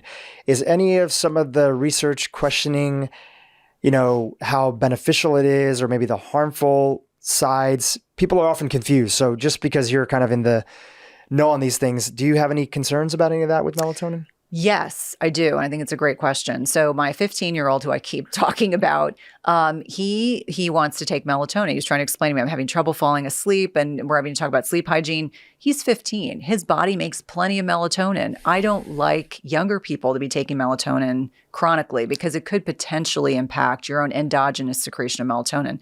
However, interestingly enough, I had a really great conversation with Dr. Kyle Gillette on my podcast, and he was saying women north of 40, well, men too, we don't make as much endogenous melatonin as we once did. It's not only a sleep hormone, it's also a master antioxidant.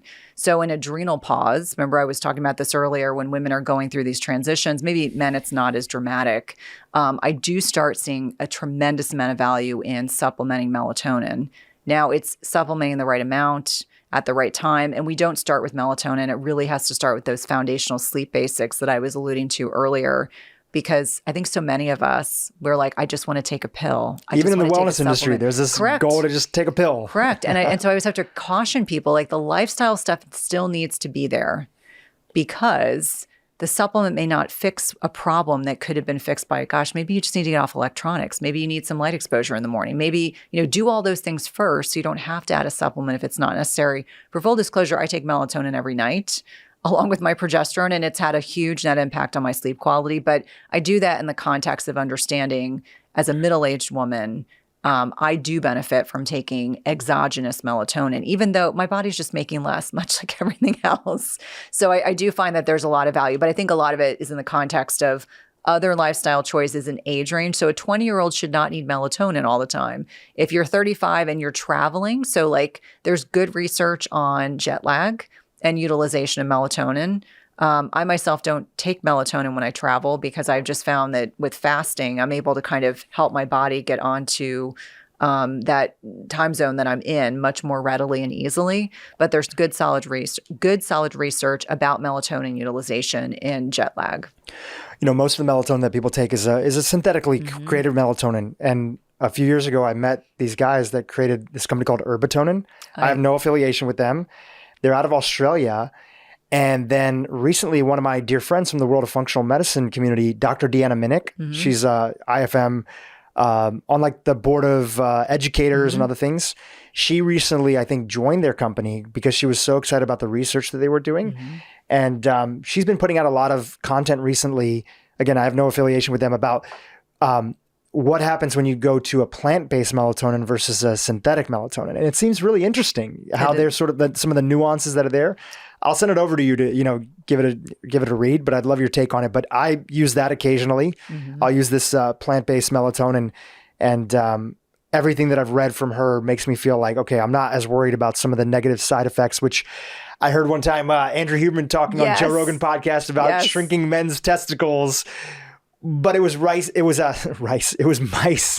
research that was done, but still that adds in a little bit of caution. You're like, okay, cool. I need to look into this a little bit more, but I like the work that they've been doing at Herbatonin, and I need to dig into it. Maybe I'll have her on the podcast to chat a little bit more about it. No, and it's interesting because the comments about me talking about melatonin were according to Dr. Huberman. And I was like, I knew this was coming. And then I explained, I said, in the context of life stage and age, there are benefits. So yes, I think that Dr. Huberman, who he's up on a pedestal in terms of amazing and fantastic content. But it was definitely one of those times where I was like, I know this is coming. I know there's going to be a comment like Dr. Huberman said. I was like, yes, yes. And he is correct. However, like looking at it from another perspective and in having the ability to talk to so many clinicians and amazing people, I'm always like, so what do you think about this? Right. And it works. And again, some of the cautionary stuff is primarily, again, this is okay research, but it's not the greatest research. Is you have these mice that you're putting things through. I want to put in a little bit of a plug for just magnesium, because I've often found that sometimes people need melatonin, but especially if people find themselves, 40 and younger, which I just turned 40 this year. Not that it doesn't matter to people that are older than that, but I've often found that just simply including the right amount of magnesium, that can have a major impact on sleep as well. Well, I can tell you, so when I had the 16 years in cardiology as an NP, I had a lot of time working with the electrophysiologists in my group. So these are the doctors that do pacemakers and defibrillators and deal with arrhythmias. And I'm a sponge. So like I would be listening to them. And I had one in particular, Walter Ortega, who I will forever put on a pedestal as well. And Walter loved to teach. And he was like, Cynthia, I can like get people that have all these latent arrhythmias just by tweaking their magnesium. So I got very savvy. I mean, I love transdermal magnesium. I like oral magnesium. In fact, I always I say to my own kids, I'm like, everyone needs more magnesium in their lives. And I do think it can be profoundly impactful. There's people who need it to poop. There are people who need it to sleep. There are people who need it for stress. But I do find that both oral and transdermal magnesium products are game changers for so many people. And in fact, I think I took a magnesium soak. Have I ever told you about my soak? No, tell me about it. Okay, so the soak is this. You can soak your feet or your whole body. It's 1 cup of magnesium flakes, 1 cup of baking soda, and then 2 tablespoons of borax. And borax is fine if you don't ingest it, because people are always like, oh my God, borax. I'm like, you're not eating it. You're soaking in it. And so that helps potentiate the magnesium, and it's really, really powerful. And so those are the kinds of things I used to do with patients. Of course, they were like, you want me to spray magnesium on my body and then soak in something? I'm like, yes. And then they would avoid having, more procedures and more medication. And to me, that was really exciting. Like something that's so seemingly benign is so powerful. Absolutely. The other thing that I think about is that like I'm a huge Mountain Valley spring water fan. And if you turn it around on the back and you look at the sort of typical profile, which of course, magnesium is one of the things that's in there, potassium, sodium, magnesium, I think maybe a tiny, tiny amount of calcium, maybe tiny amount. But it helps us understand that our ancestors, who were primarily living off of spring water, they were getting magnesium every time they drank this through natural contamination. Because when you think about the research on magnesium, you have a mineral that is responsible for the functioning of over 600 different plus enzymatic reactions inside of the body. So when you don't have enough, that's 600 different functions that are not happening, at least either not happening at all or not happening as well as they could, which is usually the case that's there because people do get some magnesium from food and things like that. And then you think like, well, what the hell were our ancestors doing? Well, they probably had natural contaminations from their interaction with the dirt, but probably through spring water alone, we're just getting an ample amount of magnesium throughout their life, and it never was really an issue. Yeah, it's amazing. I think it's such a simple concept. It's interesting. In hospitals, the number one prescribed magnesium was magnesium oxide. Do you know what the absorption rate of magnesium oxide is? I don't. 11%. Wow. And so we were giving our patients all this crappy magnesium, literally. And it wasn't until I started, working with these electrophysiologists that I was like, oh, different formulations are important. So if someone's listening and they're like, I don't know, this is new information. Magnesium L-threonate, as an example, crosses the blood-brain barrier. Magnesium glycinate is great for absorption, but it can also help if people are constipated. And I find a lot of people are constipated. And so finding the right formulation of magnesium for you is important. But if you have Mag-Ox in your supplement drawer, toss it. It's garbage. I love it. Perfect. Like that, just like melatonin and how you targetedly use it. And then we talked a little bit about magnesium.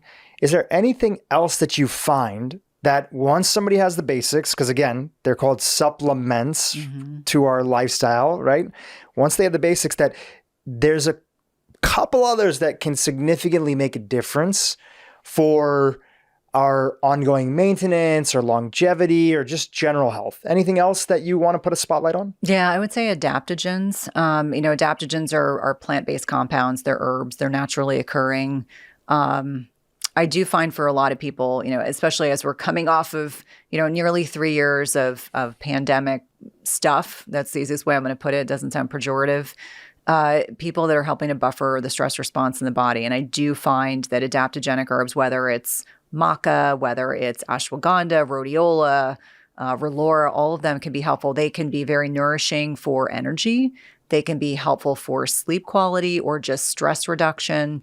And so I would say that and probably creatine monohydrate, just because the more I get steeped in looking at research on supplementation and things that are beneficial, the more I'm like, oh, this is really interesting. And I agree with you that none of us want to be taking 100 supplements a day. That is never what we're advocating for. But the things I find most beneficial are some of the things that we've talked about. But adaptogenic herbs in particular, I think are really, really impactful. What about fish oil? Do you ever supplement with it? Do you ever? I don't. I would rather get it from fish because, we could have one good sized fatty fish meal a week and we should be able to get in enough EPA and DHA. I find that, sometimes the biggest issue is relevant to quality, and it can be hard navigating. For the average consumer, they assume if I go on to Amazon, I'm always consistently going to have a high quality product. A lot of the pharmaceutical grade supplements, they don't allow their products to be sold on Amazon. Does that mean that there are others that are out there that are okay? Yes, but as a general rule. So I think, fish oil qualities is a concern in terms of rancidity. And I generally will say to people, just make sure you have a fatty fish meal at least once or twice a week. And that will generally give you what you want. If people are looking to not be taking high dose fish oil, I know that there are others that really like it for brain and cognitive health, but I sometimes will say try to get it from the food first. And then if that's not effective enough, then we can always talk about adding it. In that same line, when people start to include more protein in their diet who might have been under eating on protein, sometimes they find it a little bit hard as they're getting oriented. How do you feel about protein powders and any general guidance that you would offer to people as they're navigating that space? Yeah, and it's a great question. I think that I'm a realist. I have teenagers at home and they are both athletes, and it would be impossible for them to get in enough protein like they want to, ideally. So I would say if people are choosing to have whey protein, buy the best quality you can afford. Something that's a small ingredient list. I would say, the company Marigold is one that I refer to quite a bit. I don't get any benefit from referring you to them. I would say, the plant-based options, again, it's finding palatability. Again, no affiliation with Food Babes, Trevani, but that seems to be one of the cleaner ones that are out there. Bone broth proteins are a nice option. Paleo Valley obviously has a nice product. But I'm a realist. Like I would be sitting here and be a complete hypocrite if I said I don't ever have protein powders. Obviously, I always say small ingredient list, high quality product. It should not be cheap. Like if you want a $20 protein powder, you're probably going to struggle a little bit because usually the ones filled with sucralose and aspartame and 15 ingredients, you don't know what they are or how to pronounce it. That's generally what is out there. So you just have to, if you're going to use it as a adjunct to, consuming other types of animal protein, buy the best quality that your budget permits. The question for a lot of people is, sure, yes, why do you want to be healthy? Okay, you might want to lose a little weight. You might want to get more fit. You might want to, be around to run around and play with your, grandkids or whatever it might be. But regardless of the vanity sort of metrics that are there, you really want to step into your best self when I talk to most people, because you want to give love and attention to everything in your life that matters, and you want to show up fully. If I understand from your story correctly, you had this idea around wanting to give a talk, right? You wanted to give a talk, but you ended up in the hospital for an issue with your appendix. Is that right? Am I setting up the context of the story correctly? Please correct me if I'm wrong. Yes. Yeah. To give the audience context, in 2018, I'm an introvert. I think people are surprised to hear that. And I decided that a big, scary goal would be to give a TED Talk. I don't know why. It just seemed to be the thing. I want to give a TED Talk for no other reason other than it's a fun challenge. And so in 2018, I sent out a lot of applications. And when I say a lot, I mean a lot, which is why I always tell people persistence absolutely wins. And so I was offered over my first 80 applications. I think you said you had mentioned. You've done your homework. Yes. And that's why I tell people, I'm like, listen, I sent a lot out and, I got 3 offers. So I was offered my first talk, and my first talk was on perimenopause, the super sexy topic of perimenopause. And around the same time, I was offered a second in the state I was born in, which is South Carolina. And I kept saying, I'm going to take this as a sign. I was very close to my grandmother, and I love South Carolina because I saw it through her eyes. And so I committed to a second talk, and they asked me to do a female slanted talk. And so we'd already agreed upon the topic was intermittent fasting. And literally it was a decision. I looked at my husband, what do I know a lot about? And he said, intermittent fasting. I said, okay, I'm going to talk about intermittent fasting. And then they said, will you please give a female slanted talk? Because we get a lot of requests. And so I said, sure. And the irony is I had gone on my husband's business trip with him for the first time ever. And I came back from this business trip and I thought I had food poisoning, because I tend to be one of those people. I always say, like, it's very Darwinian. I'm going to be the person that's going to get food poisoning. But it turned out I didn't have food poisoning. And after a day of feeling crummy, I, said to my husband, I think we need to go to the ER. And to make a very long story short, I spent 13 days in the hospital with lots of complications related to a ruptured appendix. And the irony is, I had been an ER nurse in my past life. And I said to my husband as we were driving to the hospital, I said, the pain I'm having is worse than labor pain, which was a clue that I was sick. And I said, if they don't figure out what's going on with me, I'm going to die. And I said that to him, and, he's not a medical person. So he heard that and took that to heart. But I had so many complications. Initially when the surgeon came in and said, you've got a ruptured appendix and the entire length of your colon's inflamed. If I take you to surgery tonight, I'm going to take your colon. I said, oh no one's taking my colon. As sick as I was like, no one's taking my colon. She said, we can take your colon. You'll be fine. I said, no one's taking my colon. I said, please, please, please give me time so that you don't have to do that large of a surgery. And so I had multiple complications. I had small bowel obstruction. I developed retroperitoneal abscesses. I developed a fistula. And after 13 days, after losing 15 pounds, I went home. And during that hospitalization, you really understand as a clinician, you get to a point where I was very despondent. I've never been clinically depressed in my life. But as you can imagine, as I'm realizing how sick I am, and I've got a surgeon coming in saying, we don't know why you're not getting better, I started getting very depressed. But I was very committed to getting home to my children. And I kept saying, I'm going to do this talk. And my husband was like, you're nuts. There's no way. You're going to go home. You need to convalesce. And sure enough, I went home. My Italian mom was there to force feed me food. And I said to the TEDx organizers, I really want to give this talk. And they kept saying, well, we don't want you to compromise your recovery. And I said, no, my surgeon said if I'm hitting all my milestones, I can still do this talk. And so the only intention I set when I did the second talk was to show my kids I was okay, because it was so important to me. And the irony is I did that talk with a ruptured appendix because I was too sick to do surgery, but I was okay enough to go and do this talk. And 10 days later, I had my appendix out. And I had told my kids that we were going to have this really low key summer. And it turned out that was not the case, because that talk went viral really quickly and changed my life forever.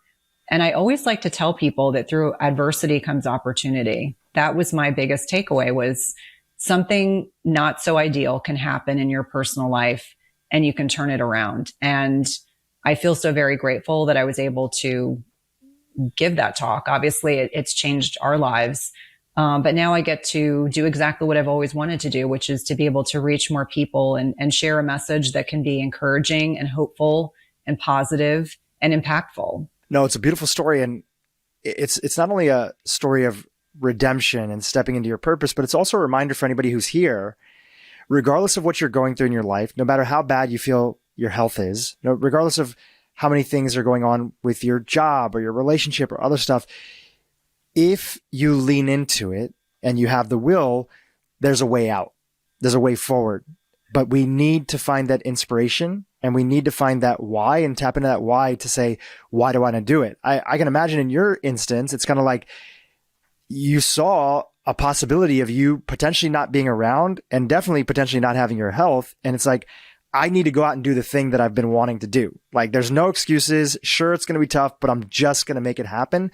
And that's an important reminder to people. And it's actually one of the reminders that my deepest hope is that people don't get faced with that. I had a friend previously that would call that like an eviction notice sometimes, right? You'd get an eviction notice from your body saying like, hey man, you have heart disease, or you have this, or you have that going on. My hope is that people don't have to get there, although that place is very motivating. And that's one of the reasons that we want to prioritize health now, is so that, knock on wood, we can choose our hard instead of a health issue, which sometimes just happens to us. We can't control it. Maybe it's something else that we want to get a chance to lean into. So I really appreciate you sharing your story, because I do think it's going to resonate in the context of what we're talking about today. Yeah. And it's interesting because someone asked me recently, did you get really sick because you had been fasting? And I said, no, actually, my surgeon, I cried in her office. I'm not a particularly emotional person, but I was so grateful that she had been my surgeon, because she gave me the time to be able to save my colon and not take that out as well. And she said, if you had been any other 47-year-old, you would have had a different outcome. And it's like, I still get chills when I think about what she said, because I knew how sick I was. I'd taken care of very sick patients, working in cardiology, we're in the ER, the ICU, I'm doing all sorts of dealing with highly acutely sick people. And for me, I was just so grateful. I was like, I'm so grateful I was so healthy, because I at least had a good fighting chance that I was going to get out of the hospital and still do really well. And it's interesting. I have never been able to sit and watch that talk. I watch clips, but I can't watch the talk. It's too painful, because my brain had not caught up with how sick I had been, because I'd only been out of the hospital for 27 days. It was such a short interval of time where I was really trying to heal, to get strong enough. And I hadn't even prepared anything for that talk. And somehow, this is where I think the universe, gives you a kick in the ass, and it encourages you to either you're going to swim or you're going to drown. And I just wasn't willing. I'm too tenacious. I'm too stubborn. I was like, there was no way I was not going to do that talk, because I felt so strongly that it was important to show to my kids that I wasn't nearly as sick as I had been. I wanted them to have hope and to know that their mom was okay. That was really the intention I set, that I didn't think anything beyond that. And you were saying that somebody asked you recently, like, did you end up in the hospital because you were fasting too much? And you were like, no, that was part of my healing journey. And in fact, I read an article many years ago about for the longest time in modern medicine, we didn't really understand, well, what is the purpose of an appendix, right?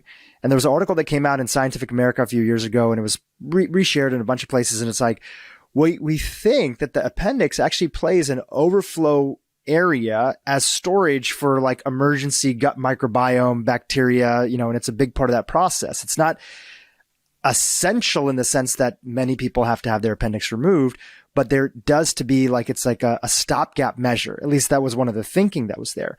And just hearing about your story and how you were being treated for Lyme, right? And at the time, doctors were doing the best they could, but it included heavy usage of antibiotics. Mm-hmm. And that led to and contributed to some of the incidences of these autoimmune conditions that developed later on. And then fasting was a big part of what helped you repair that, in addition to cleaning up your diet and lifestyle. In a way, you could argue that if you hadn't fasted all that time previously, if you hadn't repaired your gut, it might have ended up in a worse situation than what happened to you. No, and the irony is, the arrogance that I had years ago, we used to talk about vestigial organs that have no purpose.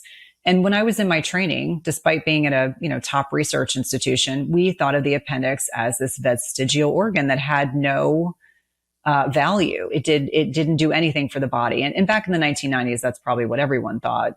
The irony is, I've later learned that I had picked up food poisoning in Morocco about 6 months before I got sick. And the now working hypothesis is the food poisoning that I got in Morocco probably set the stage for the changes that were occurring in the gut microbiome that contributed to the ruptured appendix. And so, I think our bodies can be our best teachers. To me, having to surrender, as a clinician, I had to turn my brain off and stop trying to think my way through all of that.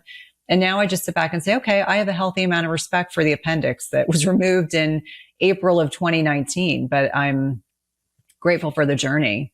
But how many of us don't realize that all these things, you can connect the dots retrospectively, but at the time you're not making those connections. Well, one of those areas that there is a deeper connection, and we've talked about our mutual friend who was on the podcast previously, Dr. Gabrielle Lyon, and you're doing a lot of this work too, is that often people would be weighing out the benefits and the cost of fasting, both men and women, and integrating into their life. So the thought was that if you're regularly going to be tapping into the power of fasting, that also means that you need to sacrifice other things. And one of the things that people were sacrificing, again, this was happening both to men and women, was dietary protein and its relationship with muscle mass. Now, we talked a little bit about that in the beginning, but tell us about why you're so passionate about making sure that people understand this message and how important keeping our muscles intact and strong as we age is to our overall health.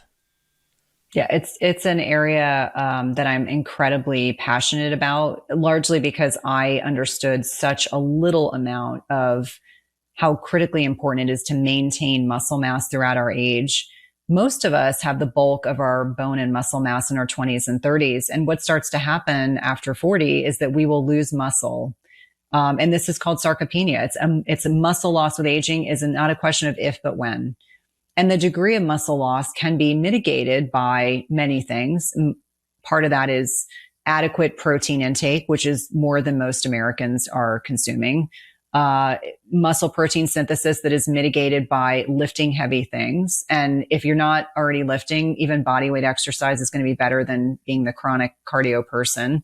And then getting adequate amounts of sleep, not to mention the fact, depending on where you are in life stage, hormone replacement therapy can be very beneficial for helping to maintain muscle mass. And what many people don't realize is that we have estrogen and testosterone receptors in our muscles. It's not just we have these isolated hormones that don't have a direct net impact on nearly every organ in the body. And so I find that when I do diet recalls with patients and I'm talking to them about their food intake, most women are probably consuming 40 to 50 grams of protein a day, which is woefully inadequate.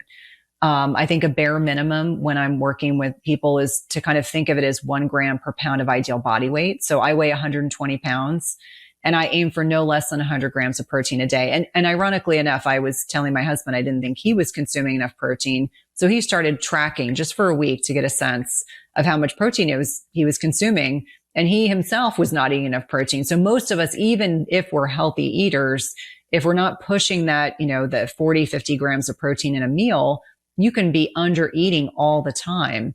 And really understanding the value of having adequate amount of protein and how that impacts muscle protein synthesis and muscle mass is important.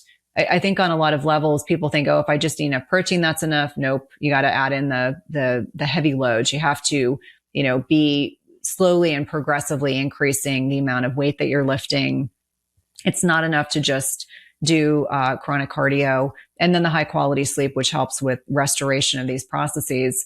But I think it's also important to kind of talk about why I'm a fan of at least 2 boluses of food in a feeding window, because you can't hit those protein thresholds in one meal. I don't know anyone that can eat 150 grams of protein in a meal. Maybe there is a unicorn out there, but I'm not aware of any of them.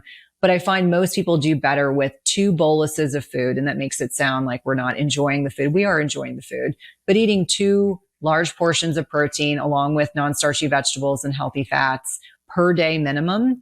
That's why I'm not a fan of sustained OMAD or 1 meal a day, but also understanding that sometimes people, on top of doing all of those things, high quality sleep, adequate protein intake, and lifting weights, sometimes people also need some degree of testosterone replacement. And even for women, even in menopause or in perimenopause. But it's important to also note that the number one reason why men don't have enough circulating free testosterone is related to insulin resistance, of which only 7 to 8% of the population is metabolically healthy, but also our exposure to endocrine mimicking chemicals. So it's important to kind of lean into the things that can contribute to some degree of hormonal dysregulation in the body. So those are the things I really like. That's the meat, literally, of what I like to focus on to help people understand that muscle is an organ of longevity. Muscle is what helps with insulin sensitivity. Muscle is a glucose reservoir. That's why I encourage people to walk after meals and to lift their weights and to get enough protein in. All those things are very important because you don't want to be in a position. I had many patients over the years that could not get off of a toilet. They were in the hospital and they didn't have the strength in their legs to get off of a toilet. So we call them activities of daily living, things that are just normal stuff, getting out of bed, getting off the toilet. Being able to do those things throughout your lifetime is very important because you don't want to become frail and you don't want to lose so much strength and muscle mass that you are no longer able to care for yourself. And I think that's a really important focus. Maybe someone in their 20s and 30s aren't even thinking about that. I know my teenagers think my husband and I are super old and we couldn't possibly understand all the things that they're going through. Little do they know we've been that age before, so we do know. But also important for people, 40s, 50s, and 60s to understand it's critically important for metabolic health, for insulin sensitivity, just for functional activity day to day to remain active and to do all these things, to incorporate these things into our lifestyle so that we can continue to live, not just survive, but thrive, whatever life stage we're in. Well said. You mentioned you recently turned 50. I think you said last year was a big birthday year for you. And it was. And talk to us about, for you, especially somebody who, if I'm hearing correctly, was active previously, but strength training in whatever capacity that you do it now wasn't really part of the routine, right? It wasn't, maybe, if I understand that correctly, and then you prioritized it and made it a part of the routine as you started to understand more how crucial it was. So how does that show up for you now in terms of protocol and cadence in your life? Something that might give our listeners inspiration of how they could, whether they're 40, 30, 20, 60, 70, 80, there's no wrong time to start incorporating into your life. So it might give them some inspiration of how they can do it for themselves. Yeah, it's a great question. I have always been physically active. I lifted weights, probably not heavy enough, and I probably did a way more cardio. I was one of those people that was still doing really intense strength and conditioning classes in my early 40s, which, remember what I said earlier, hormesis, right amount of stress at the right time. And I was probably overdoing it. So I think for me, the last 3 to 4 years have really been focused on strength training. Like I prioritize that over everything else. I don't lift more than 2 to 3 days a week because it's trying to figure out too many things on the calendar. I love Pilates. I do Pilates once or twice a week and I walk a lot. I have 2 dogs. We live in a beautiful neighborhood that, lots of trees and lots of beautiful skies. And so connection with nature.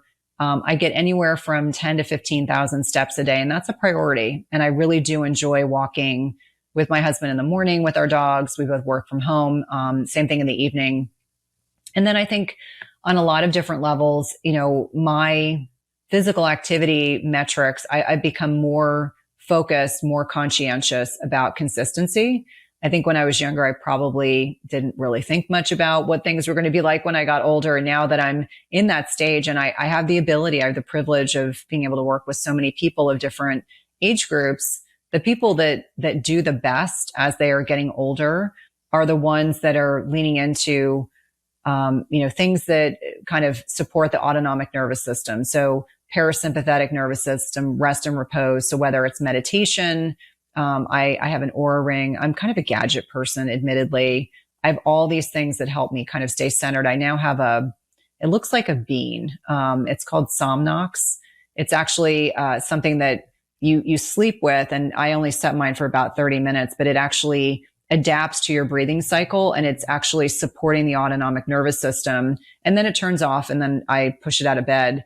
But that has actually doubled my deep sleep. And for me, like, sleep is an art form. So really leaning into that, parasympathetic, very firm boundaries. I have never been more clear about the people I want in my life and the people that bring me joy and the people that I enjoy being around. And I really lean into that. I think that's super important. But I would say without question, the biggest changes I've made over the last few years have been more protein, tracking macros occasionally, looking at CGM data. So looking at the continuous glucose monitor to see what impacts some of the dietary choices that I make. And then the protein piece, which, now it isn't such a big deal, but I remember in the beginning, it seemed very overwhelming to largely double, the amount of protein that I was consuming. But now it allows for a degree of satiety that I can comfortably step away from the table. I'm not tempted by, I've never been much of a sweets eater, but I do enjoy dark chocolate. But has allowed me and has afforded me the opportunity to really have my metabolic health optimized, and that I'm really grateful about. But for anyone that's listening, and sometimes it's just taking one change. I didn't do all these things at once, but one change can have a really large net impact, and pick one thing at a time. Don't feel like you have to change everything. That's overwhelming. And that definitely sometimes leads to a degree of, this all or nothing. I'm either all in or I'm all out. And so I always say, focus on one thing at a time, whether it's you're going to decide to fast, or you decide to lift consistently, or maybe you decide to track your food just to see where your macros are and make adjustments from there. On that idea of giving people that first step, you kind of mentioned a few, but let's contextualize them and say maybe who would be a good fit for that. So I've heard you previously share that sometimes the first step for someone, and again, people are listening, they're going to have to personalize this for where they're at. Sometimes the first step is just not snacking, right? Mm-hmm. And just going now to meals, which kind of is like balanced with making sure that those meals that they have are a better balance from a glucose standpoint, from a protein standpoint, and are like truly satiating. So who have you seen? If you would have like an archetype, I don't know, this is a game that I'm playing. This may not even work out, but if there was a patient typically that would come to see you in the past who would do well with that as a first step, who would that be comparatively to, let's go to a few other things, like somebody who maybe their first step is just walking after meals, or somebody who actually needs to focus on, maybe sleep is a first step, right? And I have like maybe one or two more that I'll run through. So it's not going to be an exact science, but just it's nice for people to understand like who might be thinking about that as the first step. So let's start off with the first one of, not snacking and focusing on the meals as like literally the next step that they do. Any thoughts on that? Yeah, I think a great deal of my success with my patients and clients is getting a sense of where they are. How ready are they to change? So the person that's going from a standard American diet and is physically inactive, rip the Band-Aid off and get them to stop snacking is like the first step. And that's typically someone who is pre-diabetic, overweight, probably middle-aged. So it might be perimenopause or menopausal. They've tried all the things. They have a lot of cravings. They're not sleeping well. So stopping snacking. And the way that I do that is I encourage them to understand if we can get your macros, your protein, fat, and carbs optimized, you're not going to need to snack. And so having that faith and convincing them that we're going to do this in a way that you're not going to have cravings and you're not going to be hungry in between meals, because that's oftentimes a fear. They don't want to get hungry. They fear that hunger represents they've done something wrong. And many of those people have, again, I kind of alluded to this in the beginning, they have perhaps an unhealthy relationship with food. So food is comfort. And so trying to kind of get them to understand, we're going to get you to have enough protein and the right types of carbs and the healthy fats. So you're not going to be hungry. So those are the people that once they start having the benefit of not being hungry in between their meals, they are then in a position where they're like, okay, I made it from breakfast to lunch and from lunch to dinner. Now I need to work on after dinner, because a lot of these people are eating in the evening. They're having alcohol, they're having sweets, they're having a lot of processed carbs, which we all know that those are the types of carbohydrates that are going to trick our brains into thinking we're not full and that we need more of them. You know, that dopamine hit can be so impactful. So that's the person that I would probably lean into stopping the snacking. Now, the people who just need to walk, that's someone who we're really starting from the basics. If they're really fearful to do anything, I'm like, if you do nothing else, walk after your lunch and your dinner. If you do nothing else, walk for 10 to 15 minutes. And it's those small wins. You know, once they get that small win and they can monitor, I'm like, okay, let's get a glucometer or get a continuous glucose monitor, depending on what's in your budget. Let's monitor your response. And they walk and their blood sugar is 125. And then after their walk, it's 80 or it's 90. And they're like, wow, that's really powerful.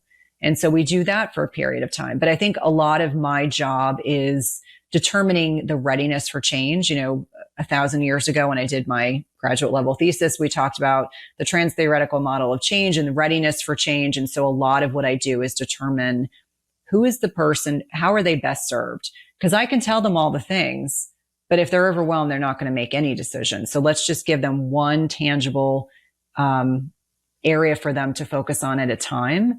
And then as they win that, then we move on to something else. And so the walkers are going to be after meal, are going to be the people that are really just overwhelmed with everything. And I'm like, okay, let's just do one thing and monitor your blood sugar response. And then they're very interested. Then they're very vested.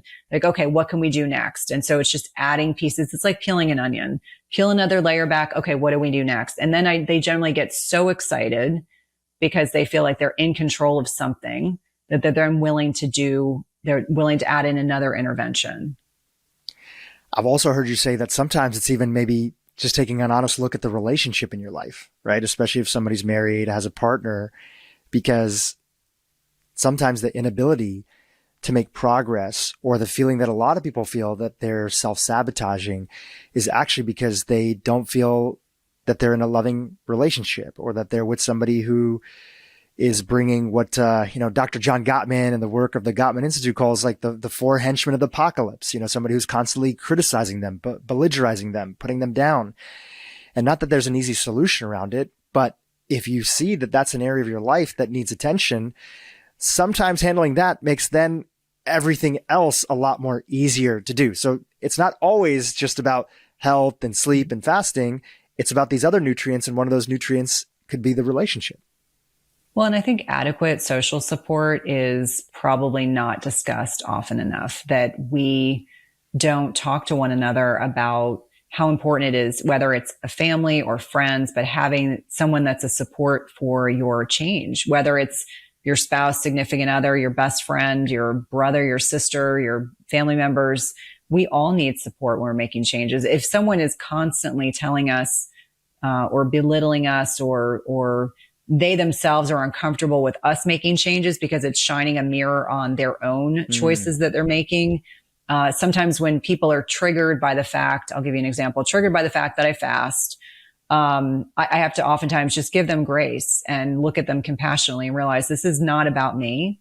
This is a reflection for them. They're triggered. It's bringing up their stuff. Maybe it's something they need to work on. But I always say, listen, it has to be what works best for you. And if you're not comfortable with fasting, that's totally fine. This is what works for me and works really well for my lifestyle. But I think having the ability to be able to make decisions and have someone that's supportive of your decisions is really critical and can make a big difference for most people when they're making, because it's scary. When you're making those kinds of lifestyle changes, it can be overwhelming and scary, especially if some of these habits you've had since you were 18. That's always when I used to talk to male patients in the office, and I would say, well, what were things like when you were 18? A lot of men focus in on what they were like at 18. And I'm like, okay, well, we can't eat like when we were 18. So that's number one. And then number two, what are you doing differently at 54 versus 18. And they're like, oh, I played 3 sports and I was always active. Or like, okay, so, we need to like lean into, you keep thinking that you can eat like you're 18, but you're actually not. So I agree with you wholeheartedly that having support in some capacity or another is absolutely critical. Cynthia, as we're winding down here in the interview, just want to hit on a few things kind of top level. I promised people that we would come back to the topic of alcohol. So I have a few subjects like that I just love to tee up for you and get your commentary on. So you mentioned that during the pandemic, you stopped drinking. You never had a problem. You never were a big drinker. How do you talk about and teach about alcohol, especially on social media, which, by the way, I love your social media account. You are very, I think the British would call it like cheeky. You're fun. You sort of bring, you're not shy of leaning into a little bit of like the controversial topics, but you do it in a fun way and you're not negative about it. So just want to give you hats off for that. It's like a fun way for people to learn. So yeah, alcohol. What do you want to say about it? Well, thank you for that. I can be a little snarky, sometimes more so on Twitter, but it's never at anyone's expense. And I appreciate that you acknowledge that. Alcohol is a tough topic, because it can be very polarizing, and obviously there are people on different journeys. And I do think for a lot of women, alcohol in particular becomes a huge issue. There's a lot of a mommy drinking culture. I certainly saw quite a bit of that in the former city I lived in. And I think for a lot of people, what works for us in our 20s and 30s stops working quite as well. We know alcohol is processed as a toxin in the body. We know that it dysregulates sleep quality, so it can erode REM and deep sleep. We know that it can impact our estrogen levels in our body, and it isn't so much the estrogen, the estradiol that we're endogenously making, but the exposure to estrogen mimicking chemicals. It can actually make things worse there. There's some research to suggest that it can be a risk factor. The degree of alcohol consumption can be a risk factor for certain types of cancers, including breast cancer. And so I think we each one of us have to identify what is our relationship with alcohol, and is it a healthy one? What are our coping mechanisms, and is alcohol part of our coping mechanism? And so there's never any judgment. I just like to use it as an educational tool. But for myself personally, the only thing that gave me hot flashes was when I drank alcohol. And I don't like hot flashes, and my blood sugar is really well supported, well stabilized. But I was starting to make the connection that alcohol plus sleep was a no-go. And sleep for me, if anyone that knows me knows, it's pretty important. So I think that it's almost always part of the discussion with women to help them understand that, alcohol is not benign. We know it's a neurotoxin. And I think that every individual has to decide for themselves, if they choose to drink, how much, the quantity, et cetera. I think quality is important. So biodynamic wines are going to be better than conventional wines. And unfortunately, I have now gone down the rabbit hole of understanding the wine industry and how that can impact the quality of the product that comes out. So I think for every person out there, it's determining, what is my relationship? Is it a healthy one? And does it serve me? And I think that's really what it comes down to. Yeah. What's exciting is I've never seen more people talking about getting off alcohol, especially people who have, no challenges with it in the traditional sense of an addiction or sobriety issues or other stuff. And I've just been seeing across the landscape of all my friends and family, everybody's cutting back and many people are cutting out completely. And even though that might be a little weird in some circles, I've never seen it more acceptable. And I love all the conversations around that. Okay, great. Thank you for your thoughts on that. Another thing that I want to tee up, how do you feel about some of the complementary therapeutics or modalities that are out there? For instance, like sauna, right? Sauna and red light. Any hot takes on those? Oh, I love all the complementary modalities. I'm a big fan of cryotherapy and infrared sauna, acupuncture. I mean, any of those modalities that allow us to feel more centered and grounded. I'm a total tech geek, so I'm the person that's got all the gadgets. In fact, I have a new Oura ring sitting on my desk that I have to kind of queue up.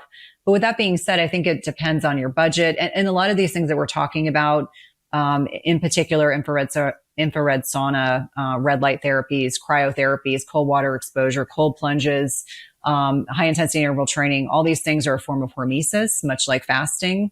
And so to me, it's just different ways to challenge the body. And I think comfort is a cage. I'm a huge fan of, you can't be comfortable. We have to be pushing our bodies in some capacity. And so I hate the cold, which means I have to do cryotherapy. I love the heat. So being in a sauna or doing red light therapy, I love. It's what I lean into. But I always say the only way that I challenge my body is by making myself cold. That's a big challenge for me. And so I love them. I think they're helpful for mitochondrial biogenesis. They make people, and many times they help release endorphins. They feel good. And so I do encourage people to not stay comfortable, to, move the lever just enough so that you're pushing your body, but not so that you're exhausted and depleted. This kind of relates to our conversation previously and some of the nuances that are there. We had a guest on the podcast before, Dr. Jay Wiles, who has a company that works in the space of heart rate variability. And one of the things that he was seeing, because he works with a lot of athletes, is that because cold therapy is a hormesis, again, it's that balancing act, just like a lot of fasting could be maybe challenging for women in their fertility years. He found the same thing with cold exposure, that if some of his top athletes were doing cold exposure, specifically women, more than twice a week, sometimes that had detrimental effects on like heart rate variability, which is a sign of increased, more stress than what the body can be capable of managing in that period. So I love the way that you kind of talk about it, which is these are all tools in the toolbox, and we're trying to look at them in relationship to each other. And obviously, again, that's specific for people at that age. When you are at a different stage in your life, there's other things that can work for you then. Absolutely. And I think it's important for people, again, to do some degree of experimentation, to lean into what they like. I actually got my engineer husband doing cryotherapy, which I think is hilarious. And now he gets excited about it. But it's, find a partner or significant other or friend that wants to do some of these things with you and try things out, lean into what feels good. Like I said, for me, my constant thing that I have to work on is the fact I don't like the cold, which tells me I just need to do it. And so whether it's 15 seconds at the end of a shower, which I suffer through because it's good for me, or going to cryotherapy once a week, I think all those things allow me to be a stronger, more resilient human being. Yeah. And it's great to see more of them popping up right across the street from us here in Los Angeles. There's a cryotherapy place. I went there this morning with one of my buddies. It was fantastic. Awesome. You've mentioned multiple times in the interview about the power that hormone replacement therapy could offer some women. I think that for a lot of people who are aware of it, but are trying to find the right practitioner, right, for them, any thoughts or recommendations on, like, if somebody's looking for the right person, any kind of online communities or places or ways to investigate to find the right practitioner that can help them through that process? Yeah, I think referrals are really important. I tend to be probably much like you are. I tend to be very conscientious about the individuals I bring on my podcast. And so a lot of the practitioners I brought on the podcast do telemedicine and do use HRT with their patients. So I think referrals are very important, because you could get on a website and look for a general practitioner. Even for myself, I find it has been quite a journey to find the right provider to help me with those decisions. Many of whom are still practicing with the byproduct of the Women's Health Initiative from 2002. There's a whole generation of clinicians and a whole generation of women who are fearful of hormones, fearful to prescribe them if they're a clinician, fearful to take them if they're of an appropriate age. So I think referrals are really important. I think being very clear about what you want. And I tell women all the time, it's almost like a la carte. You don't have to per se do synthetic. I generally recommend bioidenticals. Even though there's no FDA approved testosterone, you can get compounded testosterone as a female, and that can make a big difference for many women. You can have oral therapies, troches, patches. I mean, there's so many options, but I think it's really important to make sure you're working with a clinician who is going to honor your own feelings and honor and acknowledge them, because I have worked with a few people, even though I'm not far into this process. I've worked with a few that completely negated everything that I knew, and that was a problem. So I think definitely referrals can be helpful, and just being very honest about what you would like. Ultimately, what is important to you? What are your goals? Hey, YouTube, if you enjoyed what you just saw, keep watching for more great content on how to improve your brain and your life. Because how would you know if you lost fat or weight unless you were actually looking? Now, this can be as simple, because most of the time